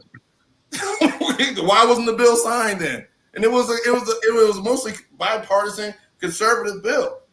No, it wasn't. It would have made the situation much worse. That's why the Republicans didn't want it. Not because Trump wanted to run on it. No, it's not running on it. Trump doesn't need to run on it. Okay, Ms. Ashley, do you want to talk about the border bill that was killed by former President Trump? So when Trump was in office, one of the most secure borders we had, that we had the Remain in Mexico policy we had there, and then also we had he ended the catch and release. Now, those are two things that were in place when Biden came to office. Day one, day two, he got rid of all that, whatever. What we see now is a massive amount of humanity just coming across that border. And where they're going? To the inner cities and to the Black communities. When they get here, what do? They put them up in hotels, give them food cards of $10,000, $13,000, whatever. Here in California, the Governor Newsom just signed a bill that if you're illegal here, haven't paid no taxes, we're going to give you $150,000 tax-free money for you to get a home, and you get with no interest, that whatever. Now, Black people and other people have been here, living on the street and suffering. People that help white people too. have been given all this stuff, veterans on the street and stuff. But if you look at Chicago and other people like that, place like that too, that's going on here in California, how are you letting all these people in that are illegal? You have no right for our taxes. You have no right to be in this country. You need to go back home and come through the right way. So my thing is this, with the bill they had, it wasn't anything that stopped illegal immigration. Matter of fact, it enhanced it. That's why they said, no, we don't want to do that. The House had one in place. The House had one in Let her talk, Aguna. The House had one in place that they said to the tenant they couldn't get that around. There's no playtime with that. But this particular one was going to enhance immigration more, where they would let 4,000 or 5,000 people come over every day into this country, which would build up more. But you have 15 to 20 million people that crossed that border in the last 3 years, whatever. We only got less than 40 million black people, whatever. Once these people start having babies, they're part of this country, after this is our last election that we're going to have any say so. After that, we're going to be down at the bottom of the totem pole because we just don't have the numbers anymore. Right. Thank you. And they Keith, threw you away. The Democrat Party. That was the point. You're scared of being replaced. Excuse me, Keith, then Stephen, then Nunya, then Cousin Todd, and we're off. Keith. I'm going to go straight to the Constitution, something that, something that Aguna and Todd and Nas probably despise, but I'm going to do it anyway. We've it says said here in that. Article 2. No, I don't despise that. We don't despise it. We just know it's not written for you. Okay, all right. Article 2, Section 3. It talks about, this is the duty of the President of the United States. He shall take care that the laws be faithfully executed and shall commission all of the officers of the United States. Now, Trump was enforcing immigration law. He did not need another act of Congress, another law of Congress in order to do it. The laws are already on the books and they're already in place. It's been said by Speaker Johnson that they did not need to do anything in Congress. It was up to the executive. So Biden was the executive. This is his job to enforce the laws that are already on the books. Trump already had in place, you talk about policy, Aguna, Trump already had a policy in place where Title 42, that you leave them in Mexico, okay? That they would be left in Mexico until the time of their, hearing and so forth. But Biden lifted that Title 42. He lifted it and he abolished it. So there you go. That's not true. He just said stop separating kids from their families. Thank you. Okay, thank you. Stephen, did you get a chance to go? No, I haven't yet. Go ahead, Stephen. Well, we've let them. They have the left has destroyed this country, and there's still people even on this show that I can't believe. I know y'all don't like to show your face, but we have a wide open. Stephen, you asked for a policy. So let's stick with what you asked for. You said let's talk policy on this show. Yeah. I'm saying we have a wide open border. This is policy. We have a wide open border, not just a wide open border. We also have illegals that are flown into this country because there's so many people coming over the border. It was embarrassing. Our country flew these people here to different parts of our country, and they're taking over our country. These are millions of people that are unvetted. These are millions of people from all around the world that are here now, and she's right. She's exactly right. They're gonna wipe out the black people, but they're gonna wipe out everybody else as well, because that's what we don't even know what these people are capable of and who they are. We know they come from countries that hate us. We know they come from countries that hate us. We know they are terrorists that are here. We don't know what mayhem they're going to cause, and the left caused all this. And Aguna is saying, "Dude, it's so scary." Aguna's saying that. Aguna, for you to be for that, you must be a real part of that.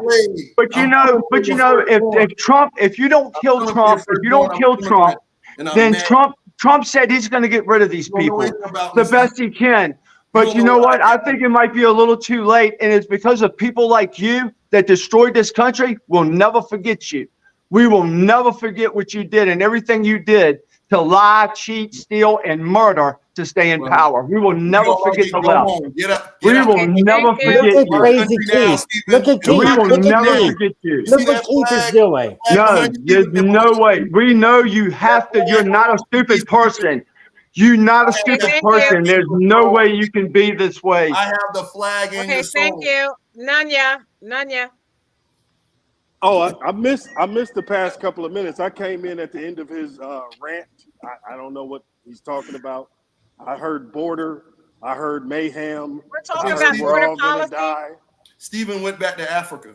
Stephen went back to Africa. We're talking. More Do you want to comment on border policy between Democratic and Republican border policy, and which one makes sense? Okay. How about this? Since people love to get into this topic, in 1990, you know what the border patrol budget was? For anybody 75 who million. nope, 290 million. Today it's Okay. 4.9 billion. The states that are Wow. most affected could easily solve this problem. They choose not to because it's good to run election cycles on. It's good to hype up your base. The people who are frothing at the mouth and assuming that the others are always coming for them and trying to take their stuff. This is how you appeal to those people without policy. You just constantly demonize and bring up that, you know, the hordes of caravans of people are coming to get you and take your stuff. But as far as Dems, Kamala Harris actually did a good job. She was positioned as a person to be the pivot for South and Central America. She's dealt with 3 countries.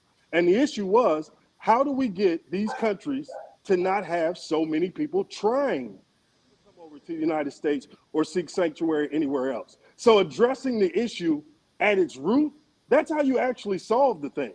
The answer is not, we're going to round up people until the issue is solved. Just think of it in these terms. If there was a liquor store that was selling alcohol to teenagers, you wouldn't just come and keep arresting the teenagers. Eventually, you'd have to get to the root of the problem, which is the gentleman selling it to them. So same conversation with the border. If you actually are worried about it, you need to have what? Conversations and strict control and deals with these other countries. So therefore, you can solidify their base so they don't have so many people fleeing their country. But if you just think it's just going to be a roundup every 60 days and you present that as your global initiative, think about what this means for America long term. Brain drain. That means foreigners who see the U.S. as adversarial decide to go to Germany, France, England, Japan. They go to other places, and we lose that ability as far as tech-wise, medical-wise, everything else that you're going to need going forward. We lose that strength coming from overseas because we got this myopic idea that everything was fine until the illegals showed up, and we present it to people as if it's actual policy. And never forget, the Dems and Republicans came to a bipartisan agreement. Donald Trump made a phone call and quashed all of it because he wanted to run on the border so he can get the foaming at the mouth racists and angry people to believe that this is the actual thing that matters in your life. When in all reality, man, There's white people coming into this country. Hey, How is it racist? Hey, it's not your turn. Relax. It's not racist. It's not your turn. Relax. I said you were racist and people like you were racist. I didn't say white people were racist. I said you. How am I racist? Now you got clarity? No, how am I racist? Your political positions. I want You said the N-word on this show. You made a joke about MLK dying last week. You said many racist things on the show. I didn't make a joke about that. I didn't make a joke about that. I said the same people who killed who killed Martin Luther King Jr. are the same people who tried to kill Donald Trump. You honored Aunt Jemima during Black History Month. I think that's as racist. That's who you are, man. Okay, so You are a passive-aggressive white supremacist. Since I'm talking to Nanya, Nanya, look at this, and everybody, just not Nanya, but look at this, the Georgia election rule. I want you to address that, Nanya, because we know you are a fan of the Atlanta Falcons. So listen to this.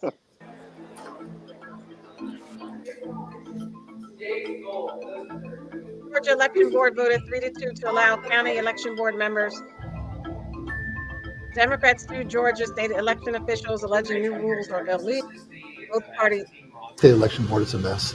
I would prefer that sometimes they make rules based on having worked at polling places before, and I don't think a lot of the board members have in the past. Same with the legislators when they make new laws. So they would be very well served to keep in touch with the actual people on the ground to see how the laws and rules might affect us. If you look at Georgia in a whole, we have wonderful counties that know what they're doing. And I think the state election board needs to look at that. They need to take the politics out of it. They should all be sitting up there with eyes open, ears open to the actual process, not the politics, because it's not about politics, it's about our voters. Okay, Nanya, please comment on what Georgia did with that law. Yeah, so for clarity, there are 3 pro-Trump people who got on the election board with this idea of they would figure out new steps in order before certification of an election. This actually causes not only disruption, but it causes people to not believe in the voting process as we normally have as Americans with our, continuous peaceful transfer of power. So this goes back to insurrection January 6th, where the idea was they didn't show up on a random day. They showed up on the day that the election was certified. So the thinking now amongst some MAGA people is if they're able to hold up certification in some states, especially battleground states, that they could tip the election their way if they can get the Supreme Court to weigh in at the 11th hour. Kind of a la 2000, but instead of it being an accidental formation, they want to do this on purpose. So right now, the governor is under pressure from not only the Democratic Party, but a lot of constituents in Georgia who are upset about this because we've had a fair and free election cycle here forever in Georgia. I mean, you'd have to go back to Jim Crow to find election malfeasance in Georgia. But this thing that they're doing where they're placing people on these election boards, it's not only in Georgia. So you're going to see a lot of lawsuits. Greg Palatz, the investigative reporter, he just did a documentary on this. It's really good. Check that out. But yeah, this is how far MAGA has fallen to where they don't really believe they can actually win a legitimate election. So their answer is to sow seeds of doubt in everybody's mind about the election process. And if they can, stall, hold up, and disrupt. That doesn't seem to go in his favor. They tried to kill him. Cousin Todd. Herschel Walker. But wait a minute, before you go to Cousin Todd, Stacey, I got to clear this up. Only time I said the N word was I was repeating what Todd had called Keith. Todd called Keith the N word, and I repeated what Todd said. So I didn't just say the N word to somebody. Okay, whatever. Okay, Cousin Todd. Did Herschel Walker come out and campaign for Trump in Georgia, Nas? Did Herschel Walker come out? Sadly, Herschel has been nowhere to be found, and he's run off with some campaign contributions, so it's kind of going badly. But he did do a little media event the other day, but no, he's not acting as a Trump surrogate down here. I don't know if Trump kind of threw him away or what. But he's got a lot of kids to feed. Cousin Todd, you're holding up the show, Cousin Todd. We're looking to exit. Todd, you hurt his feelings. Somebody did. God darn it, y'all. Y'all know Todd is sensitive. He just can't with you, Stacey. I can't with you, Stacey. Get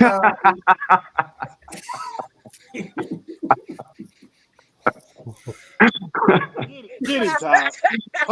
Get him, Todd. Don't let him get away with that. He's trying to get a threesome going with Keith and Steve, so I can't bother with that. Okay, now let me say this piece about the border. I can understand how Stephen feels about the border, calling these people the invaders. But the truth of the matter is Stephen and everybody that looks like Stephen is the invader. You see, nobody looks like me. When these people who look like Stephen stole this country from the natives, so they think that's going to happen again. See, if you are white living in America, you are an invader. That's a fact. That's not a fact. Go back to where you came from. It was not here. You invaded this country. You and white people invaded America. And so now you're afraid that people are going to invade us. They're coming to take over, just like we did. So this is how we run things over here. And if you don't like it, go back to where you came from Okay, and tell Todd, are all you of your talking friends. policy? I That's have to go policy. You're back looking to for my mother. policy. That is You're looking policy. for border policy. Border policy says you can come here and seek asylum. Now, that's the way we do things here. And if you don't like it, white people, go back to where you came from. They're not seeking Oh, asylum. okay. They're breaking And then in. the next, cousin Todd, the next thing is a Georgia election law. Oh yeah, that's ridiculous. How and this reminds me of the '60s when people like Keith couldn't vote because they wanted you to count the marbles in a jar,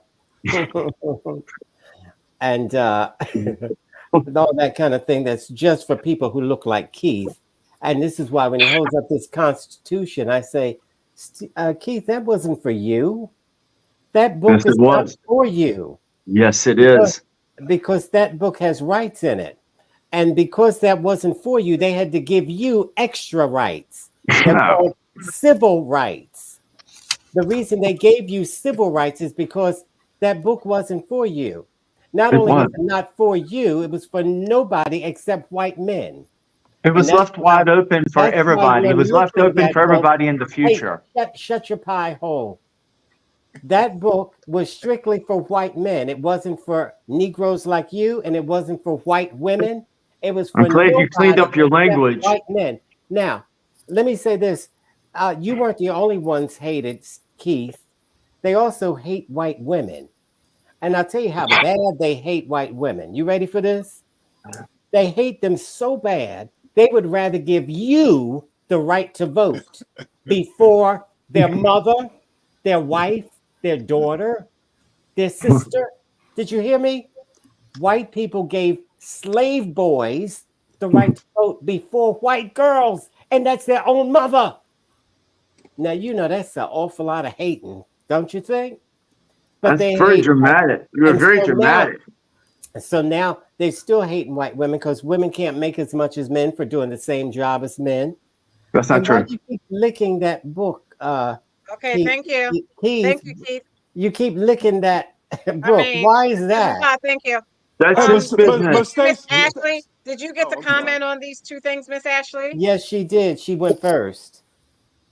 Wow. I just want to make If I sure she could, was included. I didn't want to leave you out, Miss Ashley. Can I make exclude anybody. one more If Did I you statement? could, if comment? I could say Please, one thing please, about the Keith. Wait a border. minute, wait a Yeah. minute. Miss Ashley, I'm still waiting for her to answer me.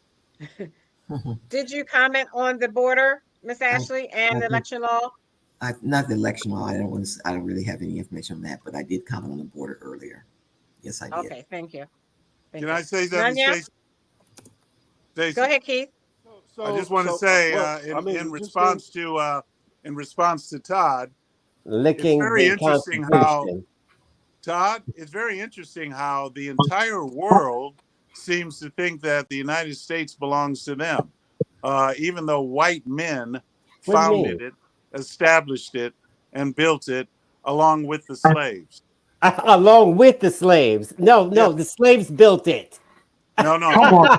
it did Yeah. not build. So can Collaborative I get Slaves back? at were least. It's assisting got to be whites. collaborative. Slaves did not build the United States. Nanya, go ahead, Slaves Nanya. We got you. assisted whites in building the United States. We got They you. were We got you. slaves. Oh, they If you say the assisted. slaves They built it, assisted You just gonna whites. keep repeating whites. yourself? How Can I can go you ahead? say that? The We whites Go ahead, assisted designed it. whites. Nanya. The He white hates his people mother. designed it. The slaves built. So they work together. Oh, You said this three that's good. times. No, Yes, Thank you. Thank yes. you for your Matt, contribution. May you have thank a you. very good night. More biscuits, The ma'am. industrial age More was not biscuits. a There you slave go. movement. Sir, It was Well, a there we go. United Uncle can you Ruckus. States stop? movement Status, by Uncle Ruckus. whites. That is correct. everybody of every race. That's why white man's bathwater So tastes hold on. Just on the border, real quick. Fundamentally, this becomes the disconnect when people start to talk about the border.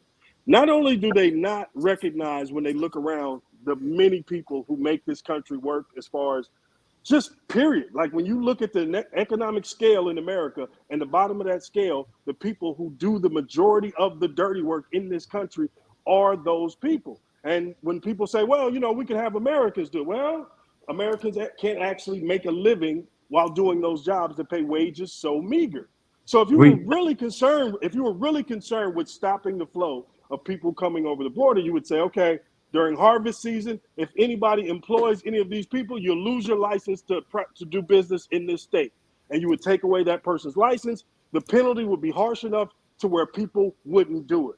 Problem is, not only do they not do that, but they keep the flow continually going. And when you look at all of our meat packaging, and like I said, the harvest season, when it comes to fruits, vegetables, everything else. And then let's not even get into the kitchens, the and maids, the restaurants, and the lawn care service. Like all of these different industries that they work in that Americans can't make a living doing. And if you really wanted to stop it, you would stop it at the source. You would not play this whack-a-mole game where you say, oh, we're going to be tough on it this year. Please increase the budget next year so we can run on it again during election season, when we scare Steven while he's sitting in front of YouTube watching videos They don't about need what they don't need migrants to are going to work. do The to them. government gives them free housing. They give them That's money. not They true give them either. everything they need. See, And They where does don't that need to money work. go? Where does that money go, Stephen? Aguna, hold on. First of all, they do not get any money from the government. Yes, they do. Yes, they do. Any undocumented person is not eligible for any That's not benefits from the true. U.S. government. This Shut is your true. mouth, you This is a shiny-eyed fact. monkey. The people. That's not a fact. You guys repeat lies over and over, and you believe Hold on, because we're gonna clear up this lie. That's not a fact. The people you are talking about who are eligible for benefits. People that just got to this country. Shut up. They're staying in hotels, and the people you are talking about who are eligible for Don't benefits, let him lie, these Stephen. are people. You're a damn liar. These are the people who came here seeking asylum, and that asylum was granted, and that's why they were eligible. So when we had these conversations, and all you have is doom and gloom, but you don't have any facts, you don't even take the time to research the actual topic, and you just come over here and vomit out that the hordes of evil people are coming to kill everybody. At a certain point, people just tune you out because you don't know what you're talking about. I didn't Take say. some time to learn about the process of asylum. Take some time to learn about undocumented workers and the difference between the two. You're and just the full things of they're crap, eligible man. for. No, you're a moron. But You're just full of crap. Stephen, Okay, thank you. Let me have Miss Ashley, and then we are leaving for the night. Miss Ashley. Yeah, I just want to end with this real serious comment here. ISIS, Hamas, all these terror groups, a lot of them are in this country right now. And being where I am right now and seeing different things, whatever, you guys need to take this very seriously. It's not a matter if, it's a matter of when. So we have people in this country right now that are hell-bent in destroying us and taking out as many Americans as they can. 19 terrorists took out 3,000 Americans. If 1,000 terrorists are here, is more than that in this country, whatever, they all work together, they could pretty much take out 250,000 or more of Americans. That's their planning. If you have grandkids, if you have kids, moms and dads, whatever, they're going to be showing up at your school. And imagine how you're going to feel when you get a phone call from your granddaughter, from your daughter's son, telling you, Dad, Mom, they're in our school. They're here beheading us. They're throwing us in ovens. They're burning us at the stake. You just look at what they did in Israel. They're trying to plan the same things here. So all these differences that we have, hold on. All these problems that will you let me finish, please? All this stuff we have that's going on between us here as a country, as far as united, we have to unite, but try and find this clear and present enemy that's in this country now that's coming after us, because it's not going to be funny anymore, not going to be cute when they showed up at your work, at your child's school, at the barbershop, whatever, what they're planning, taking out, and many Americans. Okay, so you mean like thank you, Miss Uvalde? Ashley, You mean like Uvalde? We don't need to fear Al Qaeda. We need to fear Al Cracker, as somebody said. Well, I'm not saying that. Right-wing terrorist groups are responsible. That is my fear. What did a right-wing white terrorist group do in the last 10 years? From overseas. Well, you just used an example from 20 years ago. So what are you talking about? When was the last terrorist attack? You used 9/11. What are you talking about? Okay, excuse me. Thank you. Miss Ashley, I don't know what you're referring to, and it sounds very scary what you're referring to. And where are you getting Good this old fear from? mongering. Stacey, our country was invaded.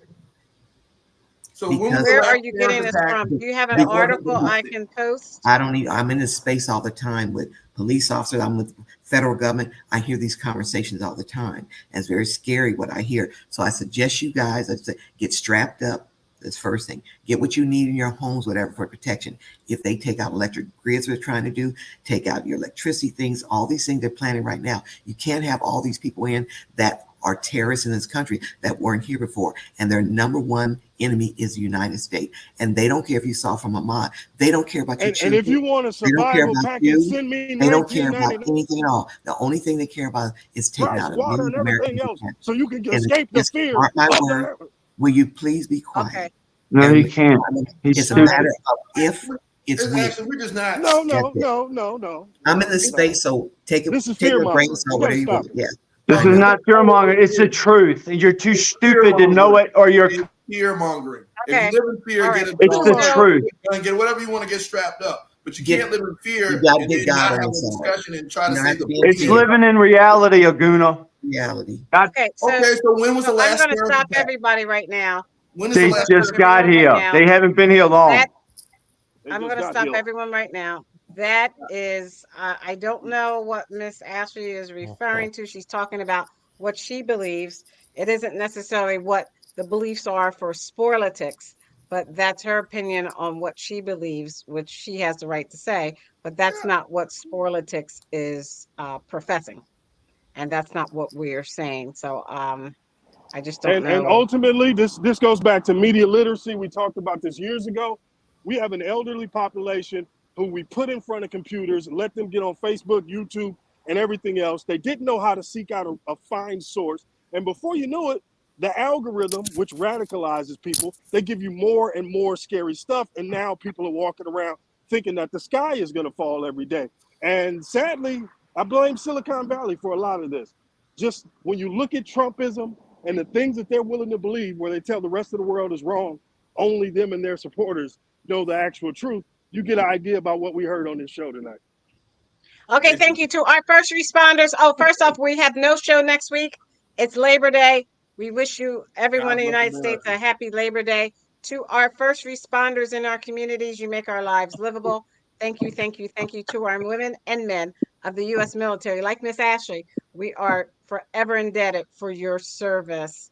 On behalf of Aguna, upside down, the Nigerian moderate Republican, Keith,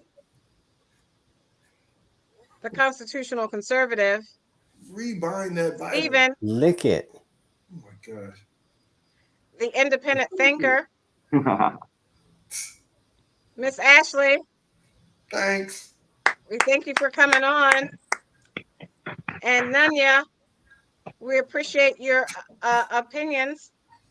And last but definitely not least, my cousin Todd. Hey, that horse is riding the wrong way. Where'd you get it from? Lehigh I'm and Stacey Birmingham? Johnson. Let's keep this conversation going on Stephanie Stallworth's The Flow Television Network. Check us out on TikTok, Twitch, Instagram. And people, save your family members X. from Alex Jones. Don't let your family listen to Alex Jones all day. It's not good for them. X. They're coming for your first What else are we on that I left out? YouTube, TikTok, Facebook. TikTok. I said Instagram. TikTok. Check us out. We're not on Facebook, really. Oh. So check us out. We won't be on next week, but the week after in September, we will be back on Tuesday, I believe. Let's do it. And live. What's that date? What is that date? I don't know that date. Let me see. Let me Wait. see that date. I don't know that date. We'll be back on. Wait a minute. Let me look at the calendar. We'll be back on Tuesday, September 11th. September Indeed. 11th, 9/11. On the holiday. We'll be back on Tuesday, September 11th, and we will be advertising beforehand to tell you what time if you want to catch us live. If not, check us out on our YouTube channel at sporlitics.com. Please like and subscribe, and we will see you after the Labor Day holiday. Thank you. Have a good night. Alex Jones broke up more families than cheap liquor. He was right about. He's been right about a lot of things, though. You got to give him that. And Alex Hey, Jones Stacey. Felicity always That says was a rough show. Hey It was guys, rough. I gotta You got a say, big panel. I want to say to be clear, I just wanted to say that the men who wrote this document and other document that formed our government were white, all of them. So what? That's right. And Get you over serve it. them biscuits. Get over So it. if You you are look at this comment, successful. it says, Todd, you should find Jesus. You are a very hateful person. Woo! All right. Who wrote that? Why would a Christian say that to somebody else? Wow. That's kind of disappointing. They could have been. That Christian is a blue-eyed devil. And Debbie, hey, she. Funny to see people criticize someone, which is fine, more educated than they will ever be. Trump didn't do anything And wrong. Aguna, why did you beat that troll up in the comment section? Terrible. I drug her. I drug her. Read them all. I can't see the comment section from where I am, so that's what's messing me up. See it. I think you have to go to a screen to see it. Hey, Stacy, I can see it, but it's like going to the race at Daytona. Very small. Everything looks Okay. about this big. I need a magnifying glass. And Kelly said, I haven't heard more lies in 1 hour that I've heard in my life. I don't think everything he just said is a lie. Do any of you have a conscience? Okay. That's right. You go, Debbie. I'm telling you. I'm telling you, they cannot tell the truth.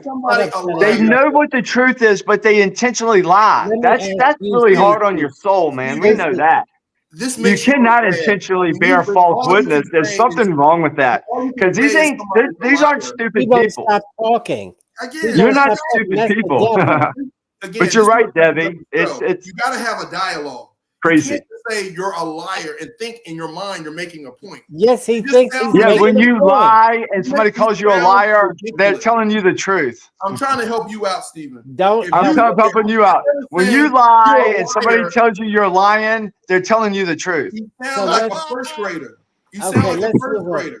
Stacey, this is what I want to You sound like a kindergartner. Here you go. If you don't agree with something I say, instead of saying, "Oh, you're a liar," no, you're lying. That's not true. When you tell me 1 + 1 = 5, I'm going to say you're lying, and it's easily provable that you're lying. And you have to know you're lying. If I say you're lying, I know you're lying. Stephen, you're missing. We're not on September 11th. I made a mistake. You're not saying anything. Wait a minute. Let Stacey speak. I made a mistake. We're not on September 11th. We're on September 10th. If we're coming on Tuesday, September 11th is a Wednesday. Yeah, you're on. So what time is it going to be? 7:30 or 8:30, Stacey? We don't know the time yet.